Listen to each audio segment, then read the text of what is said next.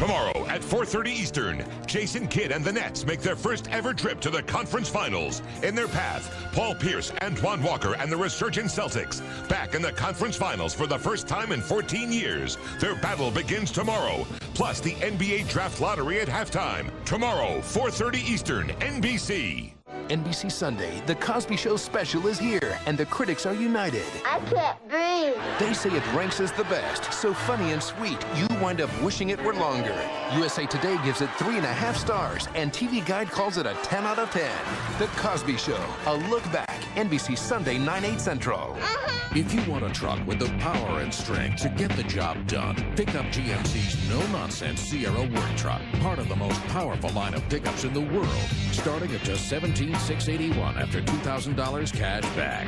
Sierra out-torques and hauls more than Ford or Dodge, so you can get the job done right. Get $2,000 cash back or 1.9% APR on this new 2002 Sierra Work Truck. See dealer for restrictions. Upgrade to professional grade. See the pros at your Northeast Indiana GMC dealers. Cyber.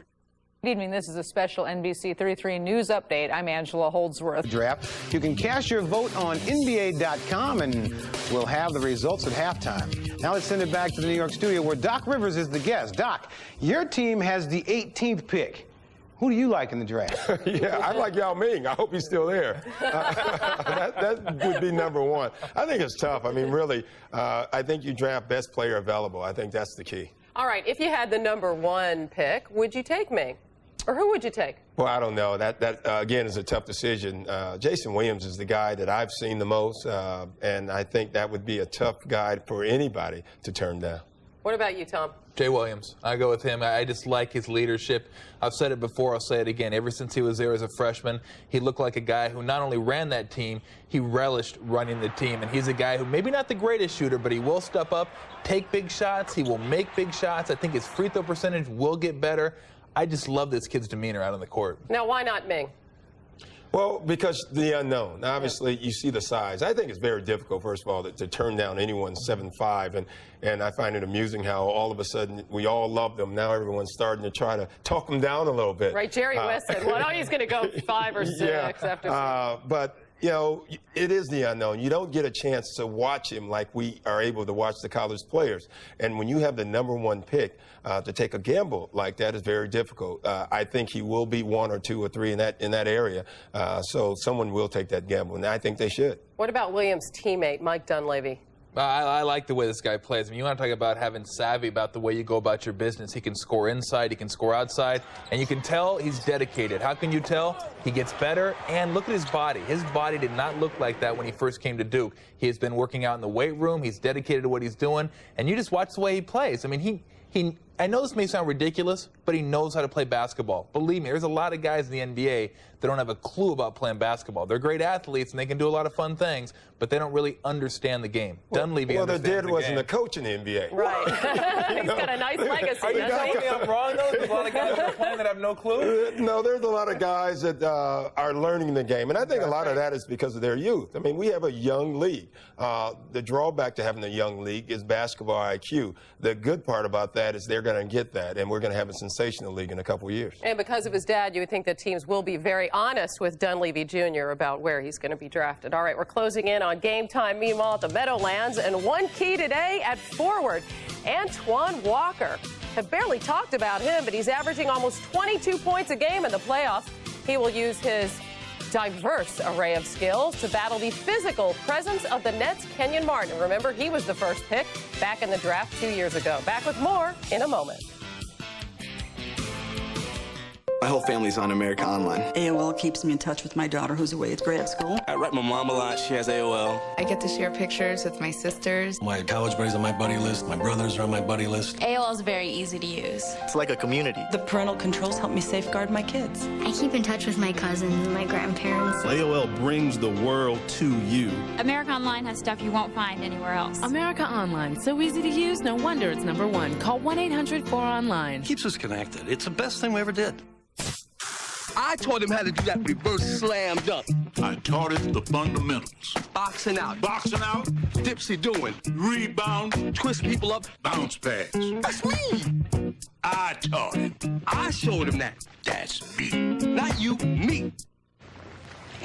That was me. Who you gonna listen to? How about yourself?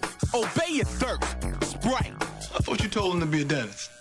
Man, don't move your head. Come on! Professor, we got issues with this ball. Yes, number 8. We've been expecting you. I must show you our latest innovation.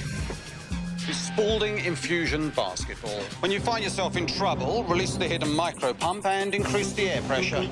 This should give you the edge you need. Use caution number 8. The Eastern Conference will stop at nothing to get this ball. You've done it again, Professor. This is perfect. Choose from the complete line of 5 new infusion basketballs from Spalding. Get me undercover, bro. He's got a talent for disguise. Nobody touches the pro. But when a dangerous criminal threatens the world, he's the one to call. Action is what Undercover Brother's all about. This summer, it's time to unleash our secret weapon. Would you like to be my friend? He had sex with a white girl. Was it everything I dreamed of? Excuse me. Undercover Brother. Drop it. This woman just can't. I meant the gun. Rated PG-13 at theaters May 31st. The NBA on NBC is brought to you by the new movie Undercover Brother in theaters May 31st. By Spalding. Play the best. Play Spalding. And by Sprite. Obey your thirst. Eastern Conference Finals just a few minutes away of starting. The tip-off between the Nets and the Celtics. Peter Vesey still standing by at the Meadowlands. Peter, what you got? Okay, I'm here with Paul Pierce. Paul, considering your proclamation that the Nets could not stop you, how do you make sure that this game does not deteriorate into Paul Pierce versus the Nets? Oh, that's easy. You know, we got 11 other guys on this team. You know, it's easy for them to get caught up into me, and I'll just do a good job of finding my other teammates. They can hurt you also. How do you control Jason Kidd on offense without sacrificing Kenny Anderson? Well, he's tough. You know, he's a tough cover. That's why he's first team All-NBA. But we got to play good team defense, load up to him, and make sure he doesn't get the team running in transition and get easy baskets. You do it by committee? Definitely by committee. You know, there's not one guy that can guard him, so we need all 5 guys collapsing on him and then spread out and try to stop the other guys. Thanks, Paul. Over to Andrew Joyce with Jason Kidd. All right, we just heard from Paul Pierce. You guys are all too familiar with his numbers against you, 37 average a game against you guys this season. What specifically as a team will you guys do to slow him down? Well, just try to make it as tough as possible. Paul is, you know, an all-star, and, you know, he's one of the most talented players in this league. So we're just going to try to make it as tough and hope that he misses more than he makes. This is your first conference finals. I know you have your game face on right now, just a couple minutes before tip. But can you describe your emotions, what all of this has been like? Has it been better than you ever imagined? This is what you play the game for. This is what it's all about, to have the opportunity to play for a championship. And this is the closest I've been. So hopefully, you know, it would happen, you know, later on, too, in my career. But this is great. And this is what, you know, the basketball is all about, the best East Conference teams playing for, you know, to go see who's going to play the West. Okay, good luck today. Thanks a lot. Back to you, Hannah. All right, thanks, Andrew. You know, everybody's been talking about Paul Pierce. What about Jason Kidd? I mean, who's going to stop this guy? Yeah, I think that's the big matchup. You know, I think the Nets have more people to guard Pierce than the Celtics have to guard Jason Kidd. I think that'll be a key matchup. I wouldn't be surprised to see Eric Strickland in there guarding Jason Kidd at some point. Yeah, and look for this, too. One of the key things, I think, is when Rodney Rogers comes in, if Todd McCullough's in there or Collins is in there, can they go out and guard this guy? Because when he spaces you out, they leave the middle of the floor completely wide open, and that gives them driving lanes, he gives them passing lanes. And if Rodney Rogers is hitting shots, you got to figure out, what do you do with McCullough? What do you do with Collins? Right. How do we close off the middle? All right, well, very diverse history between these two teams. Let's see, the Celtics have won 16 NBA titles, and the Nets have won a total of 16 playoff games. But none of that matters today. Tip-off of Game 1 coming up in just a few moments. You're watching the NBA on NBC. The dream season continues for the New Jersey Nets. I don't think they have anybody that can really defend. The most improbable season you could imagine.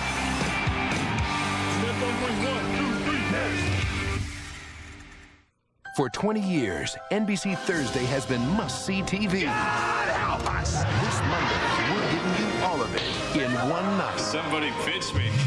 Your favorite stars look back at 20 years of must-see TV. I'm gonna blank in my shorts. Monday, 9:30, 8:30 Central on NBC. If you want a truck with the power and strength to get the job done, pick up GMC's no-nonsense Sierra work truck, part of the most powerful line of pickups in the world, starting at just $17,681 after $2,000 cash back.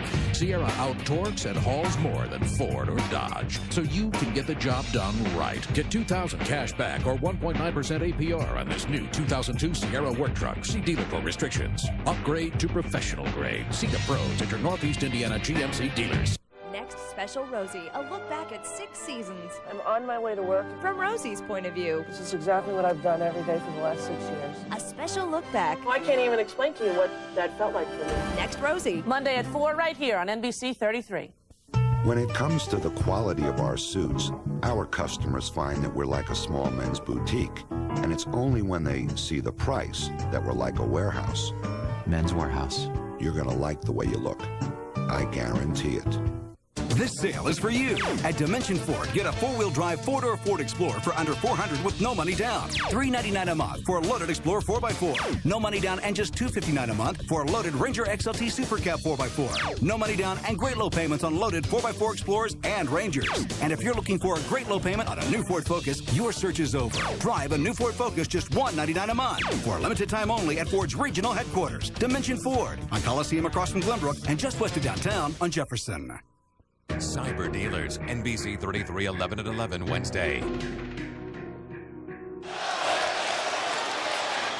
They are one of the most storied franchises in all of sports, and a team that was led by many of the greats. It's all over. The Boston Celtics are once again the world champions. When a Celtics era came to an end, a new one always began. Gets it out deep, and Havlicek steals it. Havlicek stole it. And their dominance spanned generations. Now there's the steal by Bird. Underneath the DJ, lays it in. Right up one second left. What a play by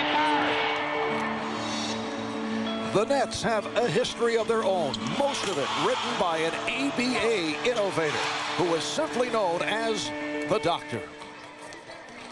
But now, Celtic pride is back as this team is led by heroes of a new millennium. And in New Jersey, the new kid in town has sparked a revival. Today, these superstars seek to write their own history as the battle begins for the Eastern Conference crown. Game 1 next. A capacity crowd better than 20,000 making their way to Continental Airlines Arena in East Rutherford for Game 1 of this best-of-7 Eastern Conference Final between the Boston Celtics and the New Jersey Nets. Best thing in the world, baby. What we live for right here. The opportunity. Opportunity to get to the finals, baby. We back, baby.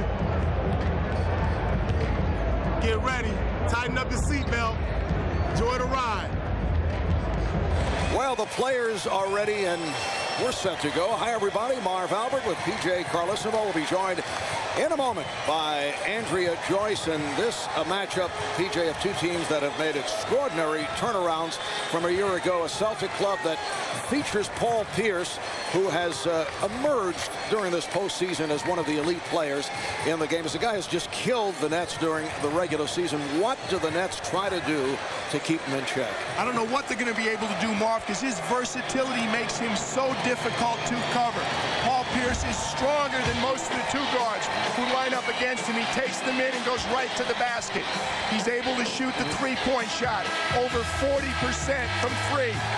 The ability to put the ball on the floor, gets him to the basket. He lives on the free throw line. He's torched the New Jersey Nets, 37 a game, 50 free throws in 4 games, an unbelievable 75% from the three-point line, and he's also managed to get 9 rebounds. They've yet to find the recipe. They're going with the same people, but I think we're going to see a lot of players defending Paul Pierce. And there's no question that the acquisition of Jason Kidd catapulted this Nets franchise from 26 wins a year ago to best record in the Eastern Conference. Best record in New Jersey Net history, and I think the best season Jason Kidd's ever had. The MVP of the Eastern Conference. Jason Kidd has played even better in the playoffs. He stepped up his scoring, but not at the expense of his teammates. He still gets almost 9 assists a game, especially in late game situations. Jason Kidd wants the big shot. He's carried this team on his back. His numbers in the playoff leads his team in almost every category. 7 times in 10 playoff games, he's gone for 20-plus points. Jason Kidd's will to win is setting the tone for the New Jersey Nets. And this crowd on its feet as the Nets are about to be introduced. Coming up, it is game 1 of the best of 7. The Boston Celtics are back in the conference finals for the first time since 1988 for the Nets. Their first ever appearance in the Eastern Conference Final Series. Back with the starting lineups and the opening tip in a moment.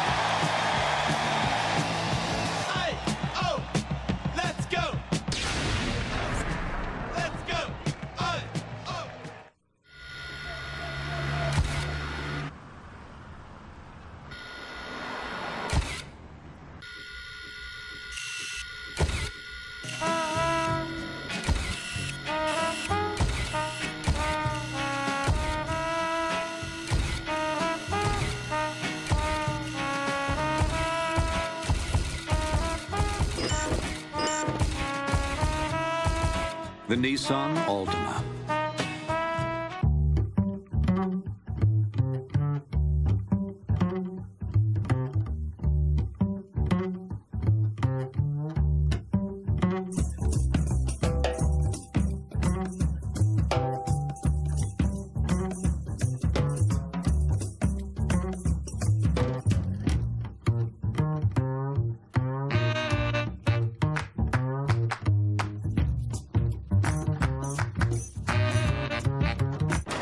At Michelin, our tires are rigorously tested.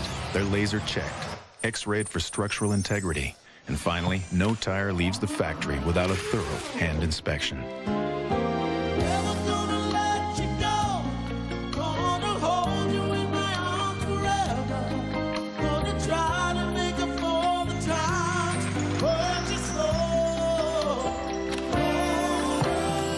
Michelin, because so much is riding on your tires. The NBA and WNBA continue to write new chapters to the Read to Achieve story. Okay, let's read. With each turn of the page, players and coaches are encouraging families to open a book with their children. You like this book? All right. And by donating computers and books to create reading and learning centers, the NBA is helping kids develop a lifelong love of reading. Read to Achieve! Be a part of the success and Read to Achieve. The NBA on NBC is brought to you by Rocky Mountain Cold Coors Light. Cold down easy. By Nissan Driven.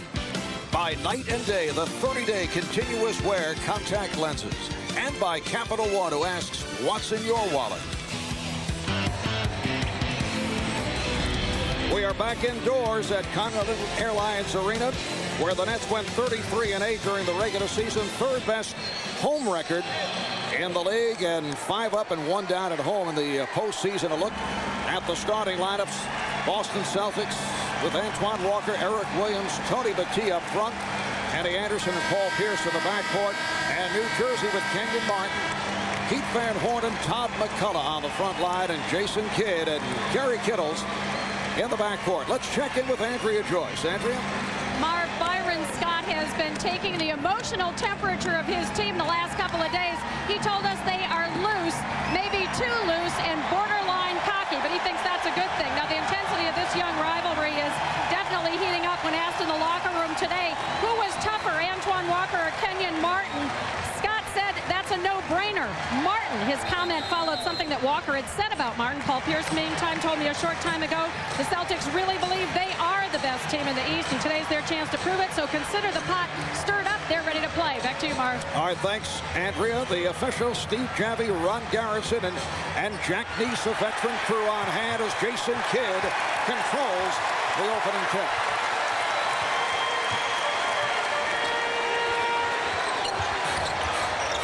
McCullough fighting for position with Battie. This is Kittles, guarded by Pierce. Pass intended for Martin, broken up by Battie. Celtics' help defense has been their strength, particularly in the last month. Anderson, who's played so well in the playoffs, with a beautiful pass, but the tee was stopped by McCullough. Here's Kittles, chased by Walker. New Jersey looks to get out and run every time. Celtics, when they try and take it to the basket, leave the backcourt exposed. And we're hearing the chant of defense right at the start. Walker feeling for Martin. A bad shot, rebounded by Kittles. Kidd pushing it down to Martin. Yes. The Nets with a 4-0 lead. I didn't think Kenyon Martin was squared to the basket, but as soon as he got it from Jason Kidd, he knew what to do. So the Nets opening up on the run. Anderson, the pass behind the tee. Here comes Kidd again with the push. And Kittles gives New Jersey a 6-0 advantage. When you play for the New Jersey Nets, you don't need to be told that you get out and run. Jason Kidd will find you if you run the floor. The Boston Celtics went 49-33 in the regular season, second to New Jersey. In the postseason, beat the Sixers 3-2, knocked off the Pistons in 5. Eric Williams not able to hit. Kittles from downtown, and rebounded by Batiste. That'd be the first time Paul Pierce has touched it, Marv. And fires from downtown. As you mentioned, PJ, Paul Pierce, 21 of 28 from three-point land in the 4 games in the regular season against the Nets. McCullough stripped. It'll be New Jersey ball. Good help by Eric Williams, but how about the New Jersey Nets getting out and running the floor? Jason Kidd always has his head up. Kerry Kittles runs the floor extremely well. And Kidd already has 3 assists. Nice hit fake. A rejection by Batiste. Tony Batiste in his 5th year out of Texas Tech, with the beautiful timing to come up with a block shot. Keith Van Horn thought he was home free. Tony Batiste thought differently. McCullough on the follow. Batiste got a piece. And back comes Pierce. Todd McCullough needs to play well early if he wants to stay on the floor, because Jimmy O'Brien is concerned with his quickness. McCullough called for the foul. Paul Pierce running the floor. The Nets talked about finding him. Jason Kidd finds him 1 step too late. Paul Pierce has said there is no one who can stop him one-on-one. And he's hit his first 2 shots here tonight. I think he's got the numbers to back it up against the New Jersey Nets. Bad pass saved by Van Horn, who shoots it and hits the rainbow through. Keith Van Horn, who began to play with more fire in the series against Indiana. In fact, had that playoff career-high 27 in Game 5 against the Pacers. He's given the Nets a 9-5 lead. Pierce with the head fake on Martin. Antoine Walker from downtown gets the friendly roll. You need to play against these guys, and the Nets will adjust as the series goes on. You think you're close enough. If they're getting 3-point shots off without dribbling the ball, you're not close enough. Oh, beautiful pass. Van Horn finding Kittles on the hop. That's the key to the New Jersey Net half-court offense. The reads, if you try and overplay, they love to open the floor and backdoor. Paul Pierce is getting the 3-pointers up early. Martin for Kittle. We have seen some beautiful passing at both ends. Here are these opening minutes, and the Nets now lead 13-8. Transition defense is going to be so critical. The Nets, 8 transition points already. Williams getting the step, but he was stopped. Batiste thought he was fouled on the strip, and here comes Kidd. Van Horn for 3. Saved by Batiste. Back comes Pierce. He has Walker open on the far side, but he shoots and hits. Paul Pierce, this time from 2-point range, had the foot on the line. Well, Todd McCullough's not the guy guarding him, but if he's back on defense and he's the first man at Paul Pierce, you better go play him. And that got away from Kittles. What a frantic start. Nets 13, Celtics 10. This crowd is gasping for air here. The officials are not even blowing the whistle. They're letting him play, as they say. Walker being played by Kidd. Here's Anderson. Kenny Anderson, who's really picked it up in the postseason. Played very well in Game 5 against Detroit, in particular with both Pierce and Walker sitting down with 5 fouls. Kittles with a nice feed from McCullough. Gary Kittles beat Paul Pierce with the head fake, drew the help, and then found Todd McCullough on the opposite side. Kenny Anderson's jump shooting is going to be critical because Jason Kidd is such a good help defender. Anderson picked up on a switch by Van Horn, so Walker looks to take advantage, and he does on the post-up against Kidd. Great recognition by the Celtics. The Nets 15 and the Celtics 14. Game 1 of the best of 7 Eastern Conference Final Series. Game 2 here in New Jersey on Tuesday night. Nice pass. Van Horn to McCullough. Good hands by Todd McCullough.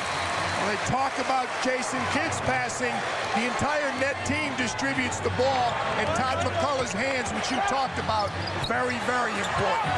Pretty fake by Walker, but he comes up short. Petit with the save. Beautiful play by Petit to keep it alive, but the shot clock is down to 5. Pierce from way downtown. And Kidd looked to peg it, goes short range to Kittles.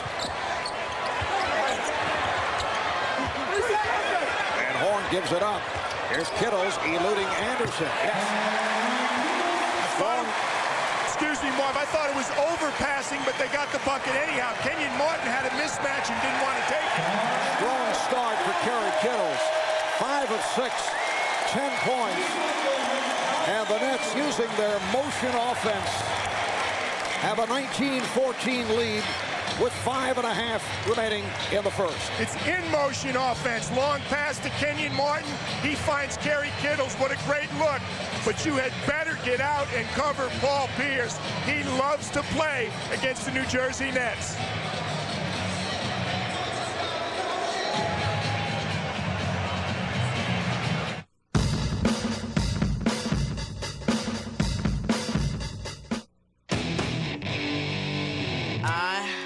Love football on TV, shots of Gina Lee, hanging with my friends and twins. I love burritos at 4 a.m., parties that never end, dogs that love cats, and twins. And I love you too. It's the love song.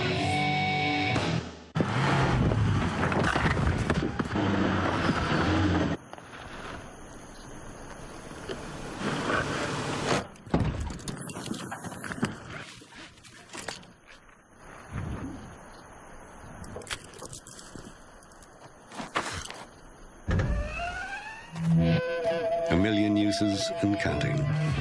The 210 horsepower supercharged Nissan Xterra.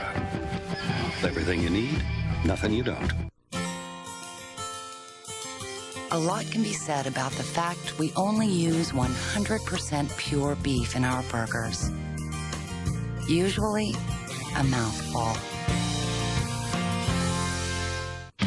This Friday, see why sneak preview audiences were on their feet, cheering for Jennifer Lopez. This is what you wanted, right? In the movie that rocks the summer.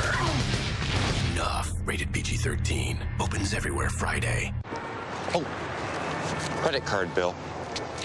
Those interest rates. Just get a Capital One no hassle card. Lowest fixed rates you can get. So who's getting rich off my credit card?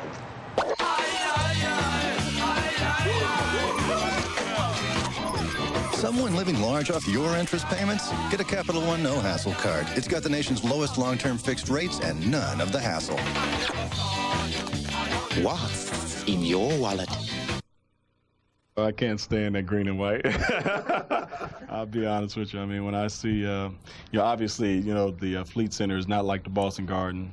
They're, Pierce and Walker are not Larry and McHale and people like that. But, I still see green and white, and I still have memories of the 80s.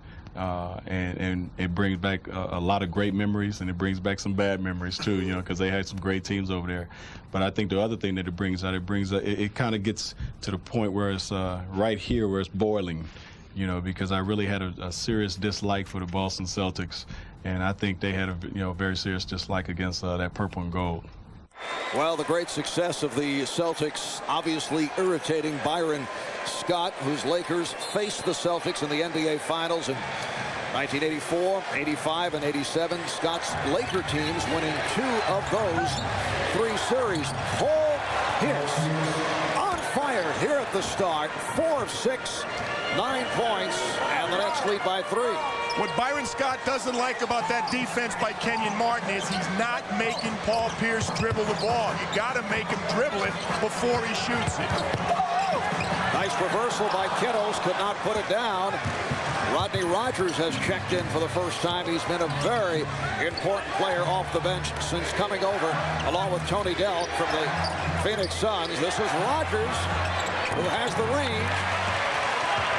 Just under 5 remaining in this fast-paced first quarter.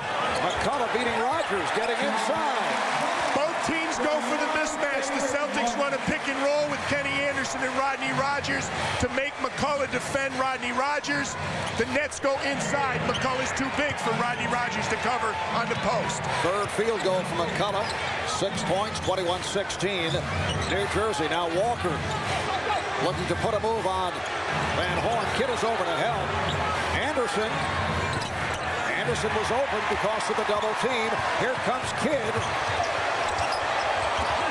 Dumped it off to Martin. Kidd able to chase it down.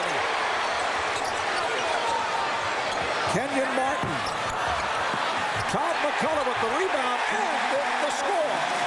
3 offensive rebounds in Todd McCullough. We said how important it was for him to get off to a start if he wanted to play. He's doing that for Byron Scott. And you can see the value of Jason Kidd, who has yet to attempt a shot.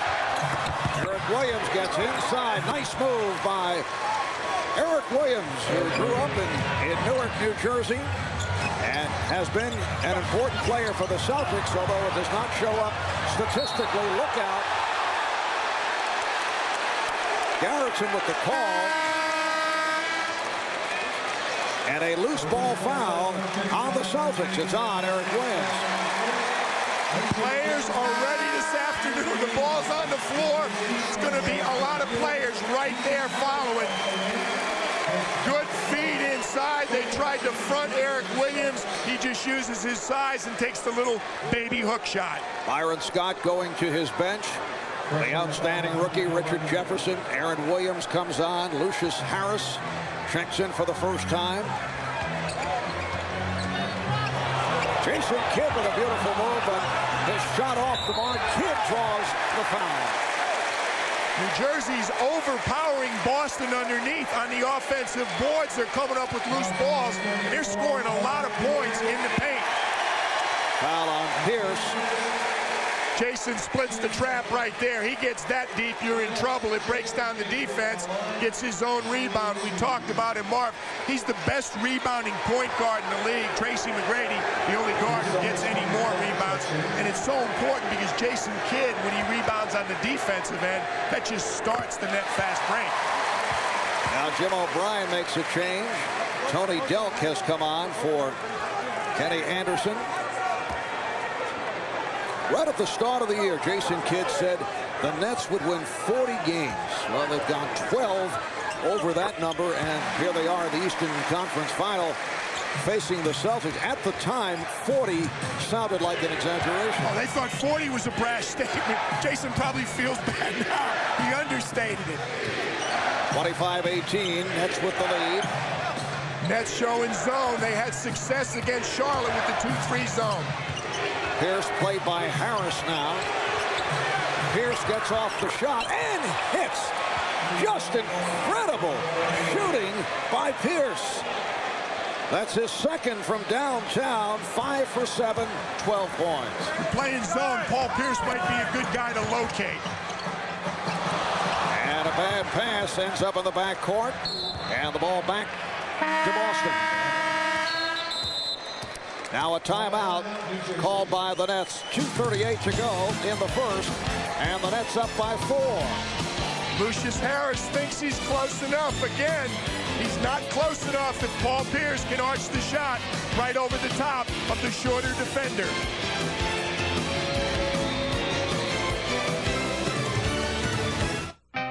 The legend was born in 1965 in the storied swamp of Florida, and as befits a legend, it began with a searing question.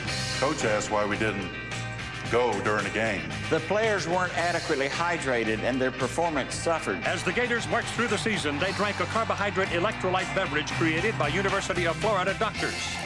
Naturally, we called our stuff Gatorade. In conditions ever make a salamander sweat, the Gators thrived. Those boys drank that stuff, and they became a second-half team. I saw it with my own 2 eyes. In 1967, when the Gators won their first Orange Bowl, Gatorade had arrived. Today, Gatorade is the most researched sports drink in the world. And it continues to fuel champions wherever they're found. Humbly born on the hard-scrabbled gridirons of Florida, proven by generations of athletes. And just as the games never end, so the legend continues.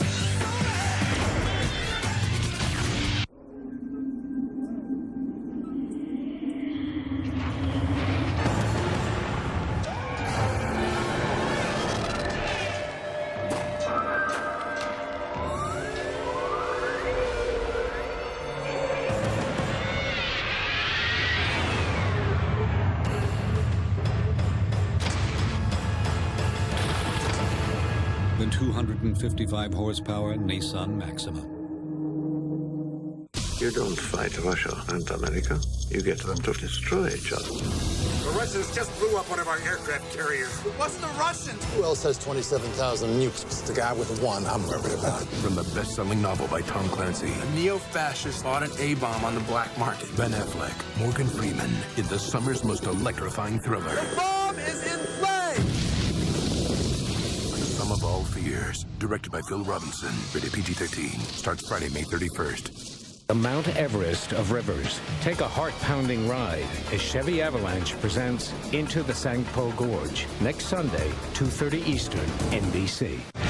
Superstars from entertainment and sports herald the world's best athletes. The Laureus World Sports Awards. Next Sunday at 3:30 Eastern on NBC. It's a 4-point lead for New Jersey over Boston. The Nets, though, got off to that blistering start. And during a timeout, Jim O'Brien gathered his team together and said, hey, guys, now you know what we're up against. He didn't say it as politely as you just said that's it, true. They're out and they're running. Gary Kittles runs the floor extremely well. They find him. Jason Kidd right there, easy finish. Great catch and pass by Kenyon Martin. Touch pass. Gary Kittles has great quickness. Yes, he shoots the three-point shot very well, but he's a good finisher because of the great foot speed. 2.5 remaining.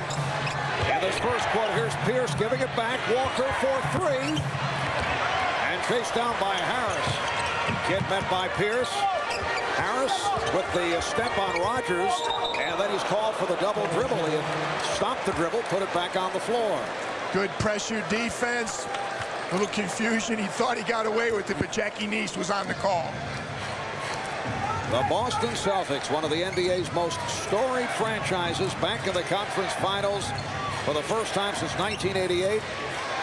This is a team that has won 16 NBA championships, and Paul Pierce continues the onslaught. 14 for Pierce, who has often started slowly and finished very strong. In fact, led the NBA in most points scored in the fourth quarter. He also wanted to send a little message to Richard Jefferson. Welcome to the playoffs. Jefferson is fouled by Rogers. They're back in their man-to-man. The previous possession, Marv. Richard Jefferson is an exceptional defender, but this is one of the best offensive players in the NBA. Paul Pierce, a guy who looks for angles, is able to slash his way or hit the outside shot. And what a remarkable story. Paul Pierce coming back from that near fatal stabbing at a Boston nightclub just before the start of training camp last season. Went on to have an outstanding year. And He told me the police said that the leather jacket he was wearing saved him from being killed. I remember talking to the coaches, Rick Pitino and Jim O'Brien at the time. They were obviously extremely concerned, not whether he would play basketball again, just that he was going to survive and be healthy. He certainly surpassed everybody's expectations. Antoine Walker has 7, and the Celtics within 2 as we come up on 1 minute remaining in the first. They double up on Kidd. Martin shooting over Walker. Kenyon Martin with his second field goal. 29-25, the Nets with the lead. Now the matchup, Harris defending on Pierce with help. Rebound back tap, but handled by Kidd. Here's Lucius Harris. Yes. There's Jason Kidd again. He comes up with, call it a rebound, call it a loose ball, but it generates a fast break instantly. Lucius Harris had an excellent season off the bench, highlighted by Game 2 in the Charlotte series when he hit 10 of 11 from the field. The foul is called on Jefferson on the back of Rogers. Rodney Rogers causes mismatch problems because the Celtics can use him at the center spot, also at the 3 or the 4. He has the versatility we talked about with Pierce. That's just a good... Richard Jefferson got caught on the wrong side. You can't play outside a man on the post. He just led him right to the basket. Rodney Rogers, no trouble at all. Rodney Rogers can shoot the three-point shot, but he can also bounce it pretty good, and he has good strength and leaping ability, so he's an effective post-up player also. Brief rest for Paul Pierce. Kenny Anderson is back, and the Nets now lead 31-27, half minute to go in this first quarter. Marv Albert, P.J. Carlesimo, Andrea Joyce from the New Jersey Meadowlands. Jefferson with some room. Chased down by Anderson, able to go behind the back, and they can hang on for a final shot of this quarter. We're down to 10 seconds. This will be the longest offensive possession of the quarter. Anderson goes behind the back. Here's Dell for 3. And time runs out. That would not have counted. Boston 11 for 23. New Jersey 13 for 23. Paul Pierce 6 of 9 from the field. 14 points after Game 1 of the Eastern Conference Final Series. It's the Nets by 4. You are watching the NBA playoffs on NBC.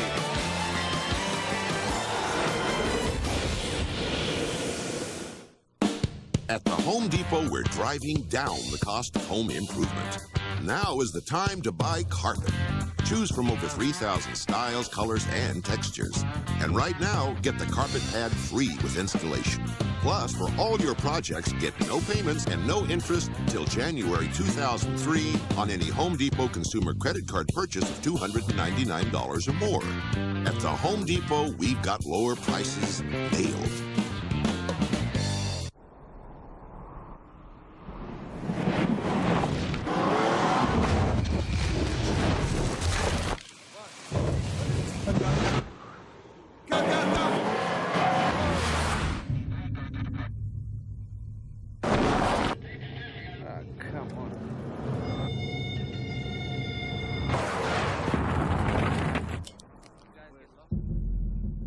The 240 horsepower Nissan Pathfinder. In the blink of an eye, your world can change. Introducing Night and Day. The contact lenses that can be worn safely for up to 30 nights and days continuously. A revolutionary new material allows your eyes to breathe even while sleeping. No more cleaning, no more changing. Ask your eye care professional for a free trial of new Night and Day. Or for more information, visit nightandDaycontacts.com and see for yourself. Next week, the history of parsley. Hey, Teach, I'm not sure why I got 29 wrong. Number 29. How can one use tofu to make a lighter dish? You wrote, I can trade it in for chicken. Shrimp. The Fridays take on eating light? It should never be light on taste. So try our new pecan-crusted chicken salad. Eat what you love where you eat at Fridays. Next Saturday, the WNBA on NBC returns. Lisa Leslie and the defending champion Sparks face Teresa Weatherspoon and the Liberty. Next Saturday, 3 Eastern, NBC. The NBA on NBC is brought to you by NBA Playoffs 2002. Love it live.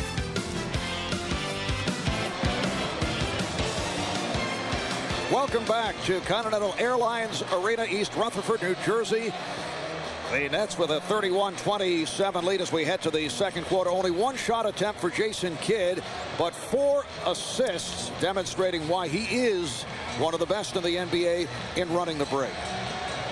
Well, getting a rebound or a steal, I've always been taught to probe, push the ball up hard, make more than one guy guard you, maybe bring 2 guys over. So that means somebody's going to be open. Even if I get stopped, I feel that I can find somebody. And I've always been taught that, as a little kid, sometimes I go too fast, but I always can try to find somebody or be aggressive and take it to the basket. I don't think he goes too fast. Nobody in the NBA does a better job. Watch Jason Kidd when he comes up with this ball. He puts so much pressure on the other team's transition. It's there.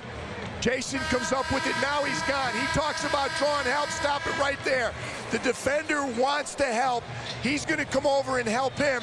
As soon as he draws that help, you'll see him come into the play, and he finds Lucius Harris right there. No one puts more pressure, transition defense than Jason Kidd. He comes at you and he'll probe. He used the word probe. Sometimes the first guy doesn't come and help. He'll turn the corner and draw help from somebody else. Jason sitting down, getting a rest. Good pressure by Jefferson.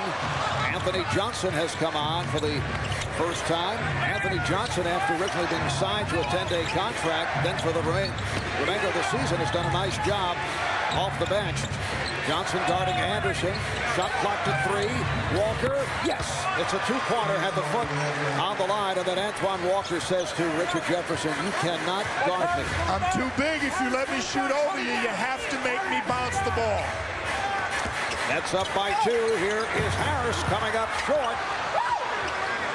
And back comes Delk. Met by Johnson. Walker wanted the basketball, and he draws the foul. Foul on Collins, who just checked in. That's the rookie from Stanford, 7-footer Jason Collins. Did a nice job for the Nets in the postseason series against Charlotte, with Charlotte having so much size and feeling that would be an advantage. But Collins very effective off the bench. Both these coaches like to change their rotations depending upon the opponent. Jason Collins, Byron Scott felt was a good fit against Charlotte. He feels he's going to play a lot against the Celtics also.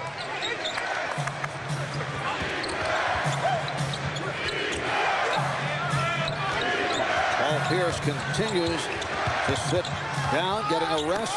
Antoine Walker, the focal point of the offense, he thought he was fouled. But Byron Scott likes that Collins has made him put the ball on the floor 2 times in a row. He'll take the foul rather than Antoine getting an open shot. Collins able to come up with that loose ball. Here's Jefferson. Williams is pushed. Fouled by Eric Williams of the Celtics. The New Jersey Nets are really causing the Celtics problem on the boards. They're dominating the boards, particularly the offensive end, and they're scoring points in the paint. 1 off transition and 2 on offensive rebounds. 6-2 New Jersey offensive boards. So Aaron Williams at the line. Let's check in with Andrea Joyce. Mark, during the last timeout, Antoine Walker implored his teammates to settle down. He said, you guys are too high. You've got to know your personnel. Jim O'Brien, meantime, told them that the Nets are getting exactly what we don't want them to get, transition and glass. Back to you guys. All right, thanks, Andrea. So the Nets with a 33-29 lead, although Jim O'Brien has not been pleased with what has taken place to this point. His club is down by only 4. Paul Pierce now back on the floor, being guarded by Lucius Harris. Walker eluding Jefferson and hits. And Antoine Walker heating up. He has 11. You forget about one half of this combination and immediately steps up and bites you. It's a 2-point net lead. Johnson with a pass off the mark, handled by Williams. Aaron Williams with his first field goal, and that's 35, Celtics 31. Aaron Williams is an active player. He got good looks against Charlotte, but didn't finish. The lob to Pierce. So Paul Pierce able to use the height on Lucius Harris. Pierce now has 16. Harris goes about 6'5", maybe. No, he sees right over the top. And Antoine Walker, a very good passer, averages 5 assists a game. Here's Johnson getting inside. Anthony Johnson in his 5th year out of the college of Charleston, playing with his 5th NBA team in 5 seasons. Anthony played for Eddie Jordan when he was coaching the Sacramento Kings. Pierce backing his way, and it was deflected out. Last touch by the Nets. Boston with 8 on the shot clock. During the regular season, the Celtics took 3 out of 4 against New Jersey, highlighted by that game December 1st here in Jersey. Boston won in overtime, and Paul Pierce 1 for 16 in the first half. Here's Rodgers just getting it off. Finished with 48 points. He had 46 of his 48 in that second half. Say he heated up a little bit in the second half in the overtime. Johnson with the field goal that counts, and the foul. Anthony Johnson will go to the line, fouled by Kenny Anderson. Anthony Johnson with the good cross change right there. A little bit of a touch by Kenny Anderson, but not enough to stop Johnson from finishing, going to the rack. Timeout is called, 8:53 remaining first half. The Nets up by 6. The Lakers, the Kings, Friday, 9 Eastern, 6 Pacific.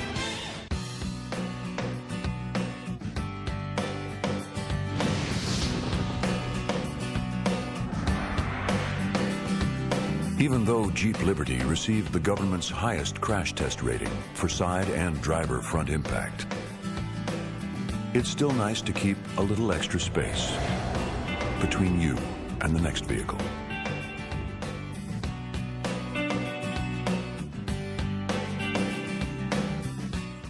It's like closing a book that you've just loved reading. Grab your coat and get your hat. Leave your worries on. 12 years in one box? Wow. Tell me about it. Jim makes it so simple. That's a good thing in a financial advisor. Your 401k? We'll just roll it over. You won't miss a beat. Oh, that's great. From college to retirement planning, our financial advisors help clients realize their dreams. On the sunny side of the street.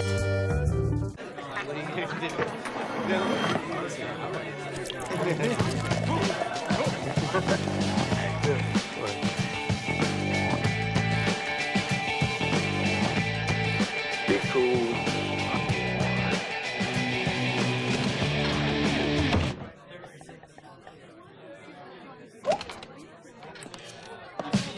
Killian's Irish Red. One look says a lot. I'm so embarrassed. All right, guys, bring it in. Bring it in. Hey, where's Billy? He's sick. He's our best player. Yeah, we can't play without him. Come on, it's gonna be okay. It's for the championship, Coach. There's gonna be a lot of other games. Hey, I can play. Do you know how? I'm not bad. He's tall. What do you think? All right, let's go! Hey, if we win, we get to go to McDonald's. So don't play.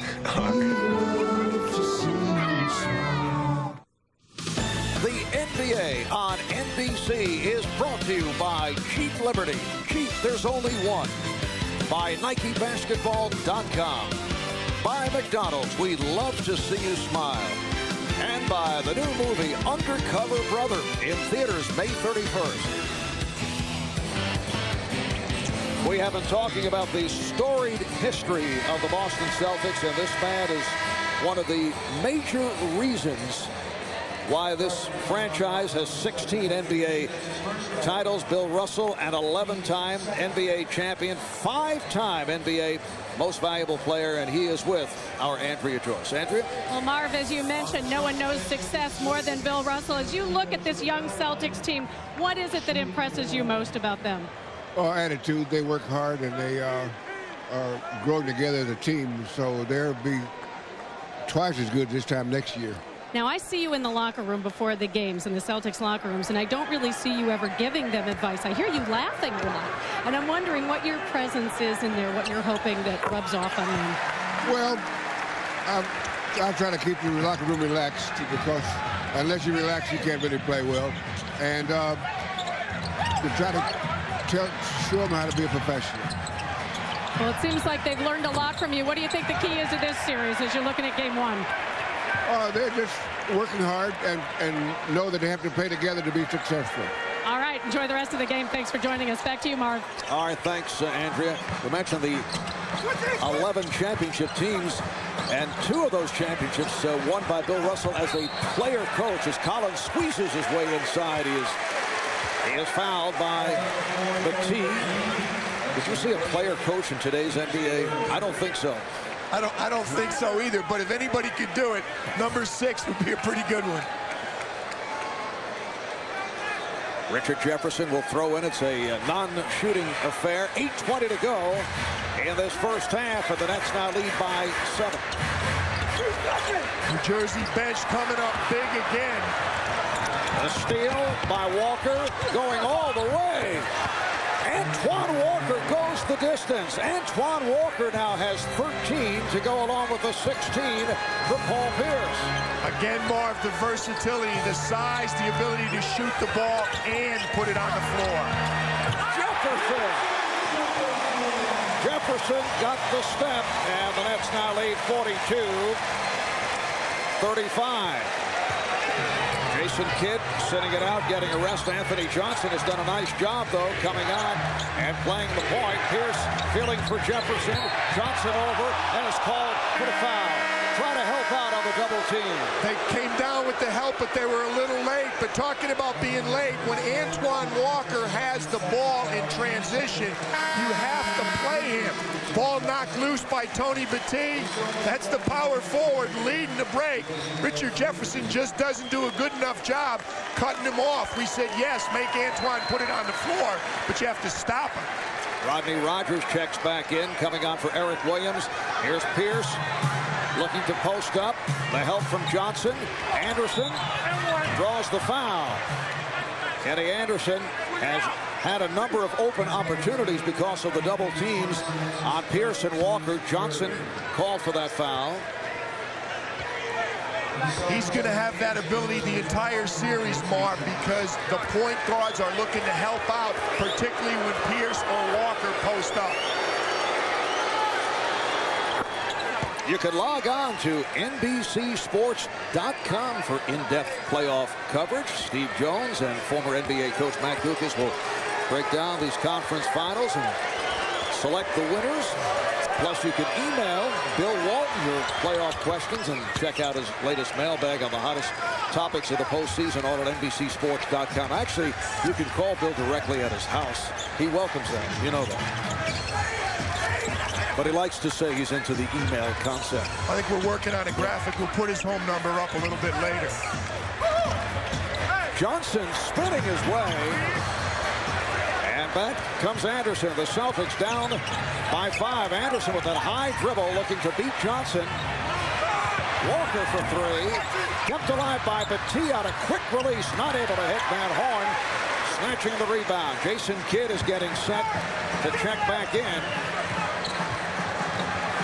But the New Jersey bench, Marv, has done the job. 15-2, they've outscored the Celtics. A lot of that with Jason on the bench.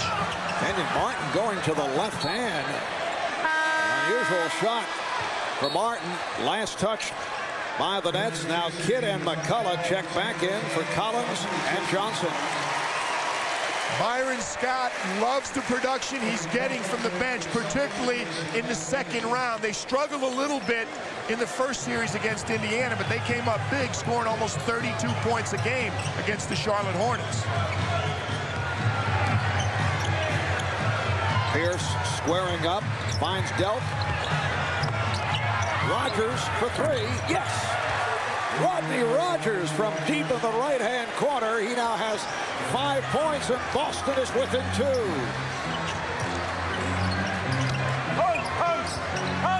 Now Delk defending on Kidd. Van Horn passed on the 3. Bad pass. Walker on the intercept. Walker putting moves on Martin. Walker spinning his way, going one-on-one, and then not able to hit. Good job defensively by Kenyon Martin. And Horn for 3.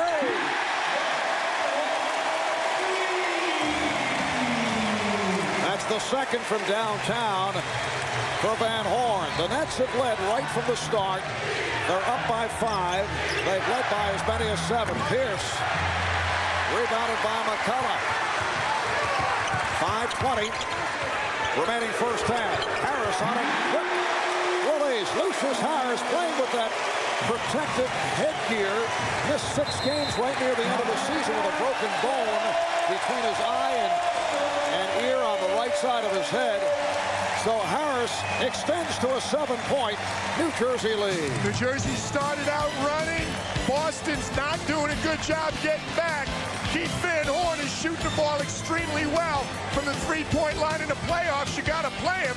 Lucius Harris, that's just too wide open for as good a shooter as Harris and Van Horn are.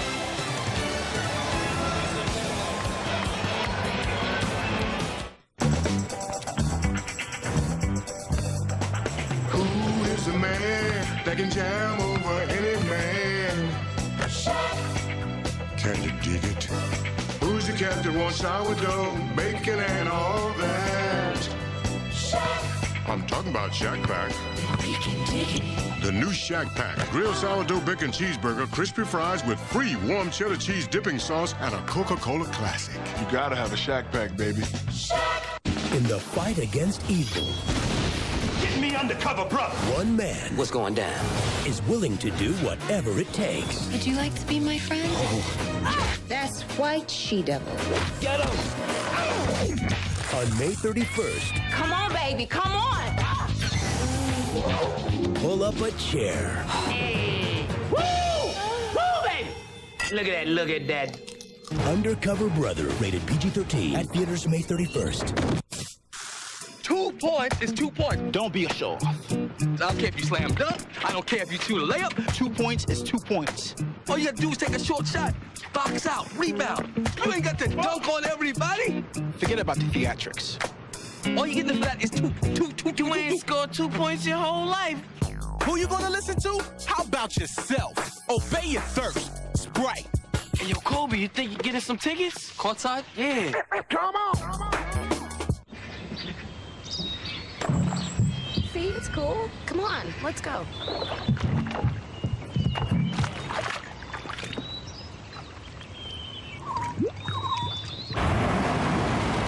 With its patented four-wheel drive system, Jeep Grand Cherokee Laredo is extremely capable, Thanks. but still as well-mannered as ever. What a gentleman. Now get our 7-year, 100,000-mile powertrain pledge on the most award-winning brand of 4x4s. Jeep, there's only one. Tiger Woods, the most dominant force in golf. He's already won all 4 major championships in a row. Now he tries to pull off that amazing feat in the same calendar year. His next challenge, golf's greatest championship, the U.S. Open, starting Thursday, June 13th on NBC.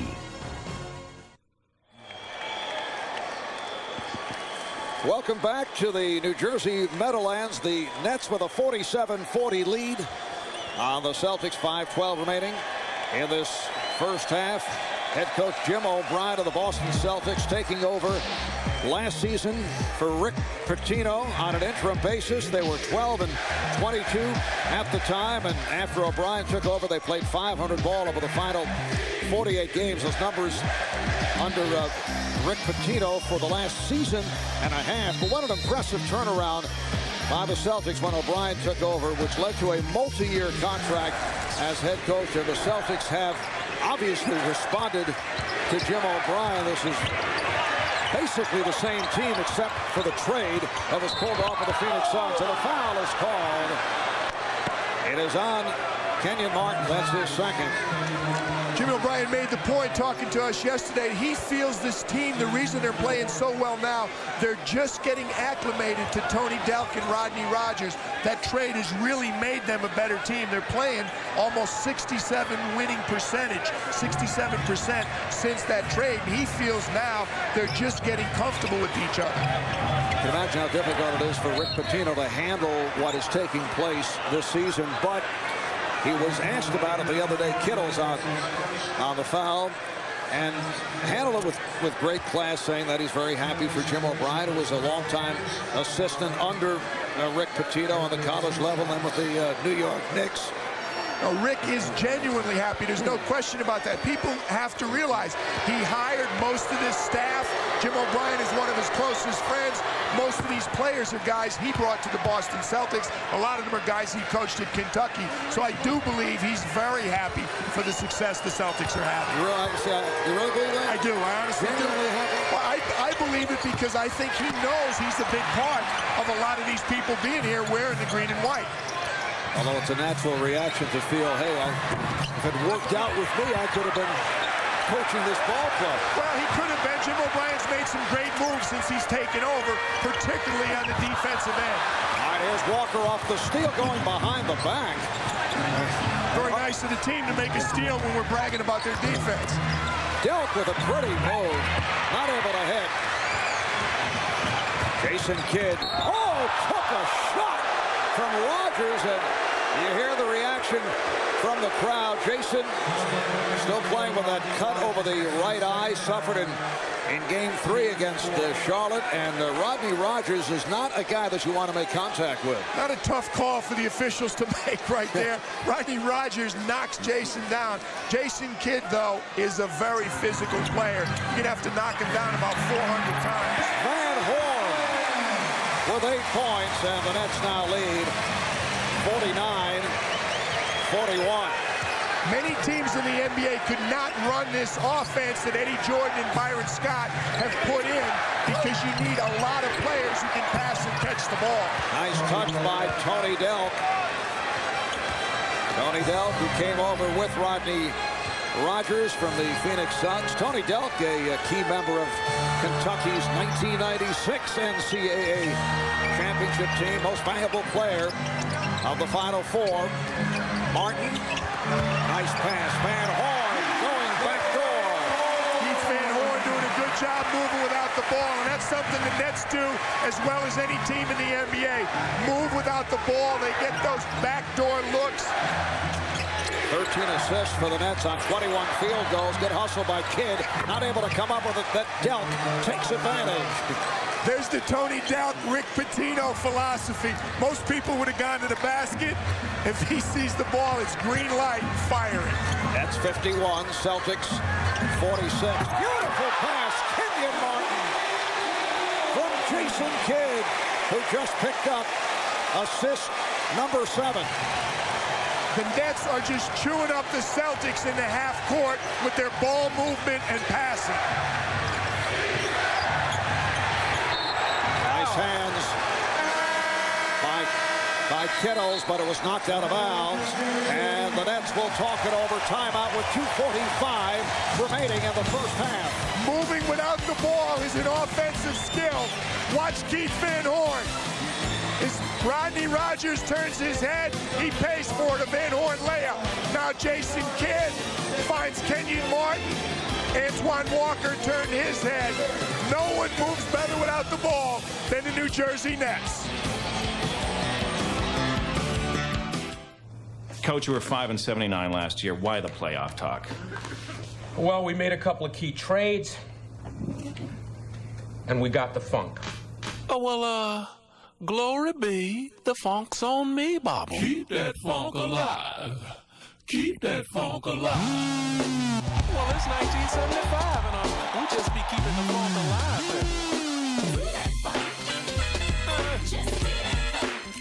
So what the?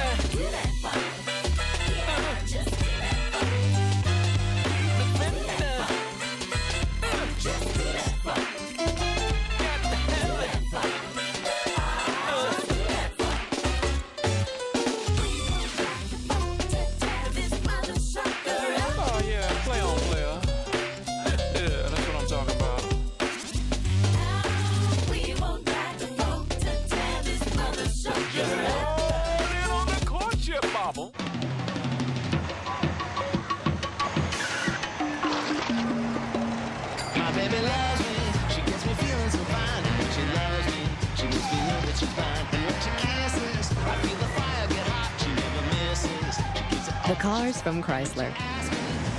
So distinct. They have an attraction all their own. Exclusively from Chrysler. Our 7-year, 100,000-mile powertrain pledge, because love is a commitment.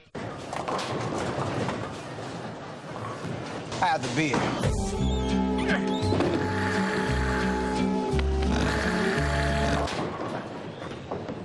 Have the ice.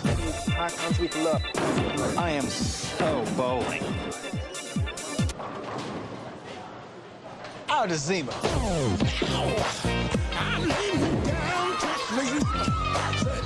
For a refreshing alternative, go with Plan Z. Ahmad Rashad at the NBA studios in Secaucus, New Jersey. Coming up on Verizon Wireless at the half, we'll find out which of the 13 teams will get the #1 pick in this year's NBA draft. It's all up to the ping pong balls, and we'll see which way they go when we bring you live coverage of the NBA Draft Lottery. Right now, let's go back to Marv, PJ, and Andrea at the Meadowlands. All right, thanks, Ahmad. And on the subject of the NBA Draft Lottery, you look back to a year ago and you see the teams that were in the lottery and how things have turned. Well, this is the Atlantic Division standings. Now, last season, you can see what the story was and how it has turned.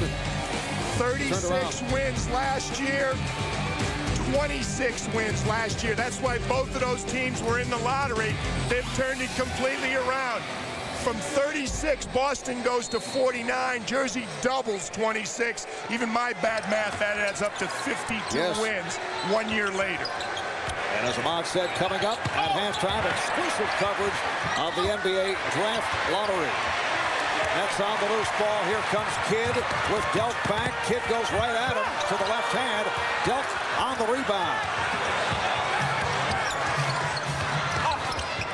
There's some traffic handled by Walker, but in doing so, he is called for steps. Little ragged on both ends there. Jason Kidd felt he got bumped going in the basket. Antoine Walker couldn't come up with the handle on the Tony Delk look. The Nets 53, the Celtics 46 as we approach 2 minutes remaining in this first half. McCullough able to recover. And then it's picked off again by Walker. Putting the move on Martin. Trying to set it up. Call for the offensive foul. You talked about the things Jason Kidd does that don't show up on a stat sheet. Draws an offensive foul and turns a fast break into a turnover. Kidd is back. He steps right in front of Antoine Walker, and instead of a layup for the Celtics, we're going the other way. Kenny Anderson is back replacing Tony Delk. Unbelievable, Marv. 25-12, the New Jersey Nets dominating the boards, but they better take better care of the ball. McCullough had it knocked away. It's a 7-point New Jersey lead. Rodney Rogers cuts into that lead. He thought he was hacked, and Rogers off the bench to hit 7, 53-48, New Jersey. Byron Scott told us yesterday he was worried about turnovers. The Nets turned it over almost 20 times a game in the regular season against Boston. McCullough hit on a reach-in.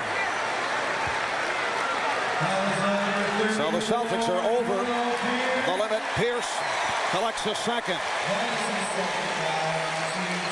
Well, Todd McCullough is one of the X factors for the Nets. Byron Scott was afraid maybe too much up and down, too much foot speed in this series, but McCullough has really made his presence felt early in game one for the Nets. McCullough only a 67% free throw shooter. Paul Pierce with 14 of those 17 coming in the first quarter. And now Kenyon Martin will sit down, replaced by Richard Jefferson. Martin with 6 points has not done it off the boards, despite the fact that the Nets have been in command in that department. Nets doing it by committee. 8 different Nets on the boards. Kenyon Martin and Richard Jefferson, the only 2 without a rebound. 22nd timeout called by Jim O'Brien. We'll take a short break with 1:17 to go, first half.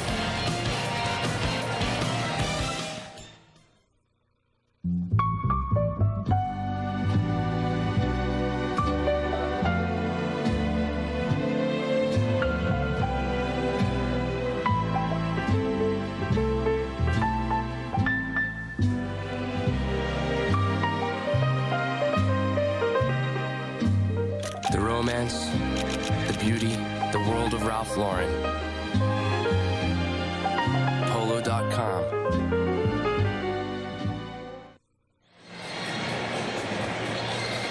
It's a 7-point New Jersey lead with 1:17 remaining in this first half. Let's listen in on the New Jersey Nets huddle. Then we're off and running.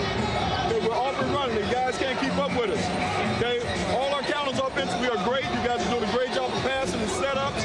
But let's go ahead and take care of the defensive end also. Okay, let's make sure our defense gets our offense going even more so. Oh, their defense right now is a 2-3 zone. Anderson and Van Horn has it knocked away, last touch by the Celtics. Byron Scott wants them to continue to dominate the boards because that's just generating fast break opportunities for the Nets. And in the half court, they're passing the ball so well, Marv. 11 assists on 19 baskets. Blount called for the foul. Mark Blount, 7-footer. And his third season out of the University of Pittsburgh, who used sparingly in the postseason. And it puts Kidd at the line. Both teams now over the foul limit. Jason Kidd has attempted only 2 shots. He's 0 for 2 from the field, but has 7 assists and 7 rebounds. That's his 3rd point all from the line. Well, Memorial Day weekend, the NBA playoffs will continue right here on NBC with 4 big conference finals games. The holiday action starting off Friday night, Kobe, Shaq, and the Lakers hosting Chris Webber and the Kings. Game 3 of that series. That'll be Friday night, 9 o'clock Eastern time. And there'll be games Saturday, Sunday, and Monday right here on NBC. What a start for the Lakers at Arco Arena last night, taking game 1 of that Western Conference Final Series. Here's Delk from way downtown. Somebody better beat the Lakers on the road, Marv. They're sending a message. Van Horn not able to hit the 3. Van Horn with the save, but handled by Rodgers. Pegs it beautifully to Delk. Fouled by Kittle. Great outlet pass. Saw Tony Delk streaking. Quarterback delivered the pass. A sidearm delivery by Rodney Rodgers. Oh, over the head. Okay. Phoenix Sun action right there. Jason Kidd and Rodney Rodgers scramble for the loose ball. Rodney finds his former Sun teammate on the opposite end. Down to 20 seconds remaining in this first half. Delk, an 80% free throw shooter during the regular season. Here's Eric Strickland coming on for the first time. Played only 6 minutes in the entire series against Detroit, and the feeling was he'd play more in this series because he's a big, strong guard who would match up with Jason Kidd. Exactly, and I think we will see more of Eric Strickland. We got a 3-guard lineup defensively on the floor now for the Boston Celtics. They are on their feet here at the Meadowlands. Final seconds, first half.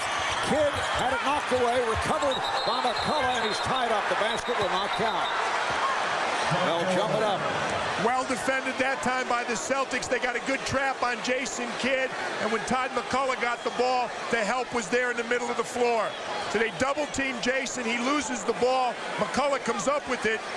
Eric Strickland on the floor for his defense, delivers for Jim O'Brien.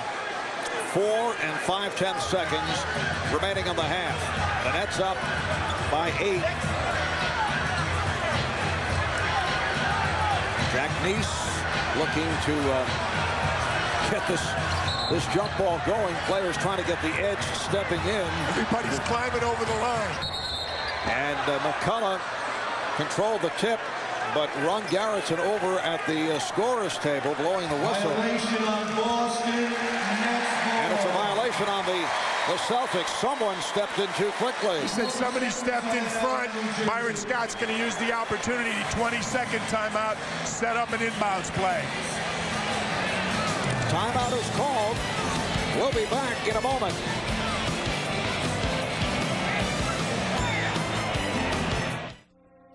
In the blink of an eye, your world can change. Introducing Night and Day, the contact lenses that can be worn safely for up to 30 nights and days continuously. A revolutionary new material allows your eyes to breathe even while sleeping. No more cleaning, no more changing. Ask your eye care professional for a free trial of new Night and Day, or for more information, visit nightanddaycontacts.com and see for yourself. Well, you look at the Celtic rundown, and Paul Pierce and Antoine Walker have done their job, but they're not getting much help. 13 for Walker, 17 for Pierce. Meanwhile, the Nets have shot 55% of this first half. 4 5/10 seconds to go in the half. Van Horn trying to get it down low. Can Anderson get the shot off? Gotta hurry. He does. And now they ruled that it would not have counted. So that is the end of the first half. A breathtaking performance by the Nets in this first half. They out-rebound the Celtics 27-14. They outshoot them 55% to 44%, getting balanced scoring, 10 apiece from McCullough, Van Horn, and Kittles. Let's go to Andrea Joyce and Kerry Kittles. All right, Kerry, how important was it for you guys to set the tone for this series and dictate the pace this way in the first half? It's very important. I mean, we're going up against a very dangerous team in Boston. They're a quality team, and for us to be home court advantage, to take advantage of it, and to come out and play hard in the beginning of the game is very important. You struggled offensively earlier in the playoffs, but the last couple of games you've been on fire, averaging 19 points the last 2 games, 10 here in the first half. What's been different for you? Just trying to be more active and trying to be more aggressive. I've just been trying to sniff out more opportunities to try and take the ball to the basket and look for my shot more. My teammates are finding me, and I'm trying to be more active. All right, good luck in the second half. Thanks. Back to you, Marv. All right, thanks, Andrea. The high man of the game is Paul Pierce, 7 of 13 for 17 points. Jason Kidd, only 4 points, but 7 rebounds, 7 assists. Coming up momentarily on Verizon Wireless at the half, the 2002 NBA Draft Lottery. That'll be right after these messages. You are watching the NBA playoffs on NBC.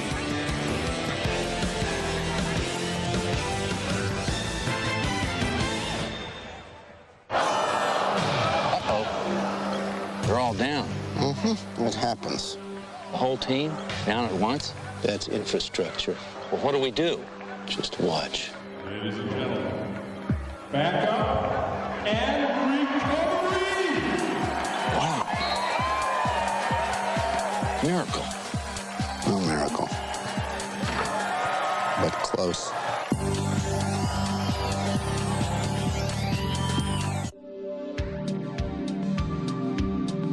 Some experiences stay with you. Like the feeling of driving this. The Chrysler Sebring convertible. With an available 200 horsepower V6 engine and race-inspired suspension, it's an exhilarating experience that lingers. Exclusively from Chrysler, our 7-year, 100,000-mile powertrain pledge, because love is a commitment. The legend was born in 1965 in the storied swamp of Florida. And as befits a legend, it began with a searing question. Coach asked why we didn't go during the game. The players weren't adequately hydrated and their performance suffered. As the Gators marched through the season, they drank a carbohydrate electrolyte beverage created by University of Florida doctors. Naturally, we called our stuff Gatorade. In conditions ever make a salamander sweat, the Gators thrive. Those boys drank that stuff and they became a second-half team. I saw it with my own two eyes. In 1967, when the Gators won their first Orange Bowl, Gatorade had arrived. Today, Gatorade is the most researched sports drink in the world. And it continues to fuel champions wherever they're found. Humbly born on the hard-scrabbled gridirons of Florida, proven by generations of athletes. And just as the games never end, so the legend continues.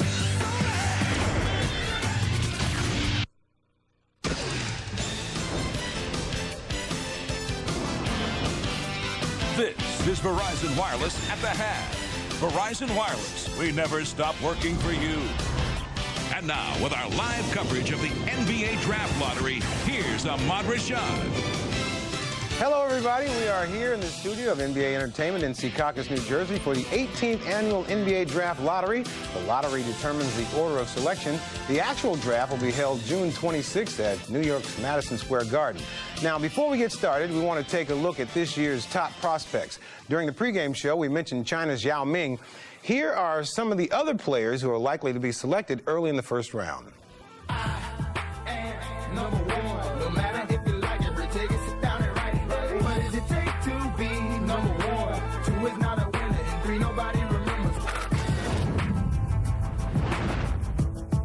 He's a big kid who can step out in the court and shoot the ball. He also has a unique ability to block shots. People need size in the NBA.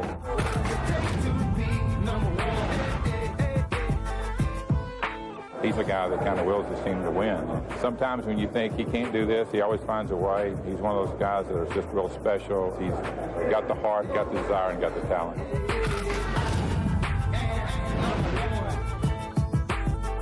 I think his athleticism is going to be his greatest asset once he gets to the league. He has great tenacity. I was more impressed with his defensive stuff, the way he blocks shots and the way he's around the basket.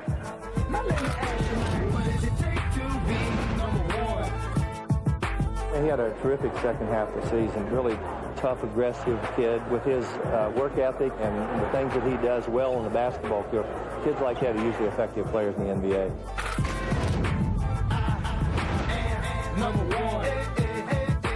He's very impressive. Plays as hard as anybody you want to see. He's what you call a champion. I think he's used to winning, and he's just what I call a real warrior, and I think he will get a lot of attention in the early part of the draft.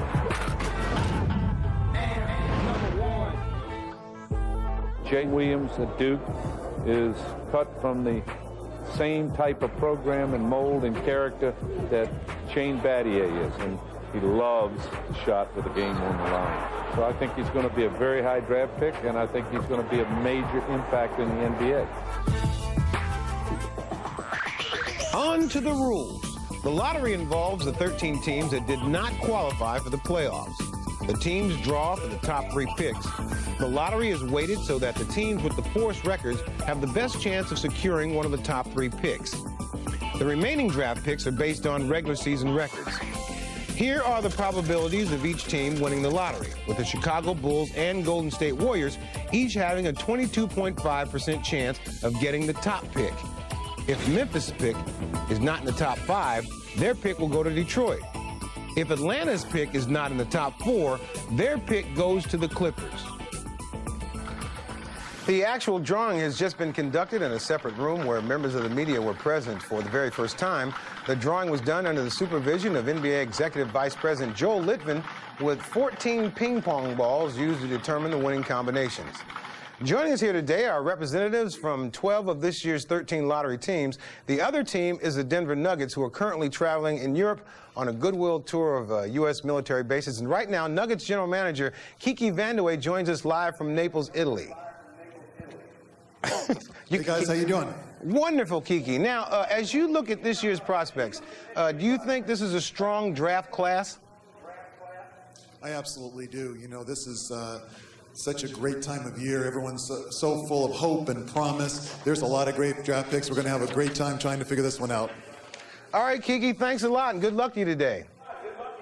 Thank you. All right, we now have the first results from the lottery. The NBA has released selections 13 through 4, and here they are. The 13th pick in the draft goes to the Milwaukee Bucks, represented here today by General Manager Ernie Grunfeld. The 12th pick goes to the Los Angeles Clippers, represented by head coach Alvin Gentry. The 11th pick goes to the Washington Wizards, represented by Assistant General Manager Rod Higgins. The 10th pick goes to the Miami Heat, represented by President and General Manager of Basketball Operations Randy Funn. The 9th pick goes to the Phoenix Suns, represented by head coach Frank Johnson. The 8th pick goes to the Atlanta Hawks, represented by Dominique Wilkins, Special Assistant to Vice President. That selection now goes to the Clippers. The 7th pick goes to the New York Knicks, represented by President and General Manager Scott Layden. The 6th pick goes to the Cleveland Cavaliers, represented by minority owner Richard Watson. The 5th pick goes to the Denver Nuggets, represented by General Manager Kiki Vandeweghe. That means the Houston Rockets have moved up. The 4th pick goes to the Memphis Grizzlies, represented by President of Basketball Operations Jerry West. So the lottery has not gone according to form. The top 3 picks will belong to the Houston Rockets, the Chicago Bulls, and the Golden State Warriors. No one here in the studio knows the outcome except Mark Manoff, a partner in the accounting firm of Ernst & Young. He is delivering the 3 sealed envelopes to the stage. Ensuring the integrity of the proceedings is the NBA's Senior Vice President of Security, Horace Baumer. Coming up, we'll be joined by NBA Deputy Commissioner Russ Granick. He will reveal which lucky team gets the top pick in the 2002 NBA Draft. You're watching Verizon Wireless at the half. All your family wants this spring is a little more time together. Good luck. That's why there's America's Choice National Family Share Plan from Verizon Wireless. Get 2 separate lines for only $55 monthly access and 4,000 total airtime minutes nationwide, all with no roaming or long-distance charges. And get 2 Motorola V120C phones for only $49.99. Perfect for someone special in your family. Verizon Wireless. We never stop working for you. Can you hear me now? Good.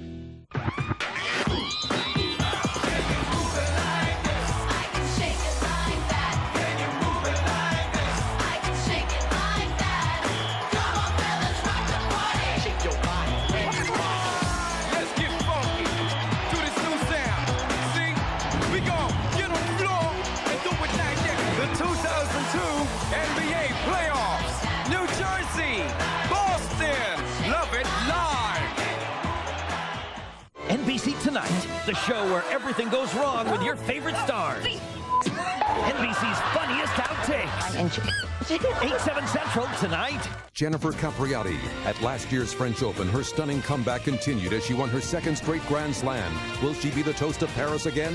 The French Open, starting June 1st.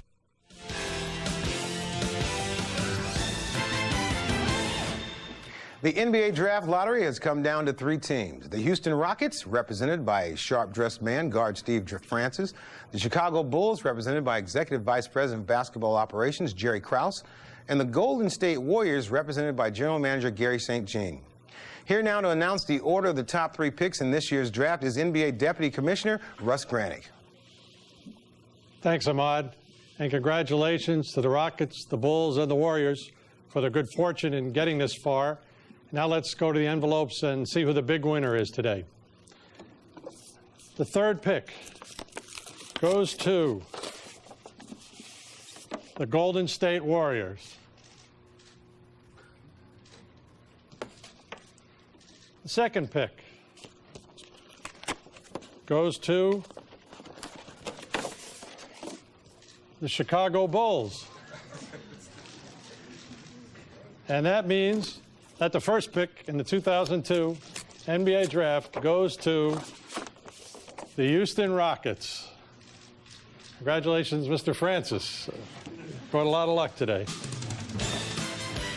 So it's the Rockets who will have the #1 pick in the draft, and we'll talk to the winner when we come back.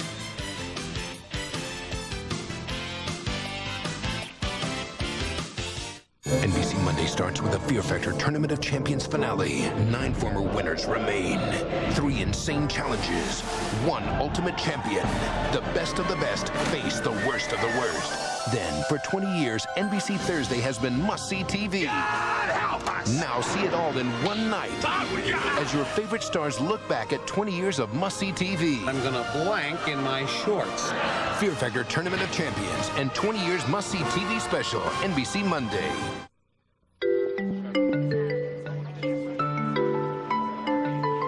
America's best-selling luxury SUV now has a stylish limited edition, the Lexus RX 300 Coach Edition, with 2 complimentary coach bags, a premium leather-trimmed interior, and bird's eye maple accents. Consider the road properly accessorized. See Lexus of Fort Wayne. This Sunday, an NBC 75th anniversary event. I brought you in this world, and I'll take you out. It's your chance to visit the Huxtables again. Are you all right? They took me out. And see the Cosby cast today. There are only 4 other Cosby kids on Earth. People really try to leave this house. They keep getting sucked back in. The Cosby Show, a look back. Sunday at 9/8 Central on NBC. 1, 2, 3. 1, 2, 3. All right.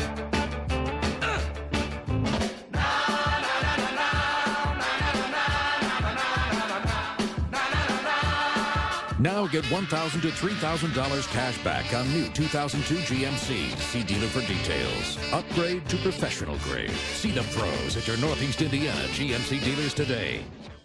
Linda Jackson, Mary Collins, NBC 33 live at 5 weeknights.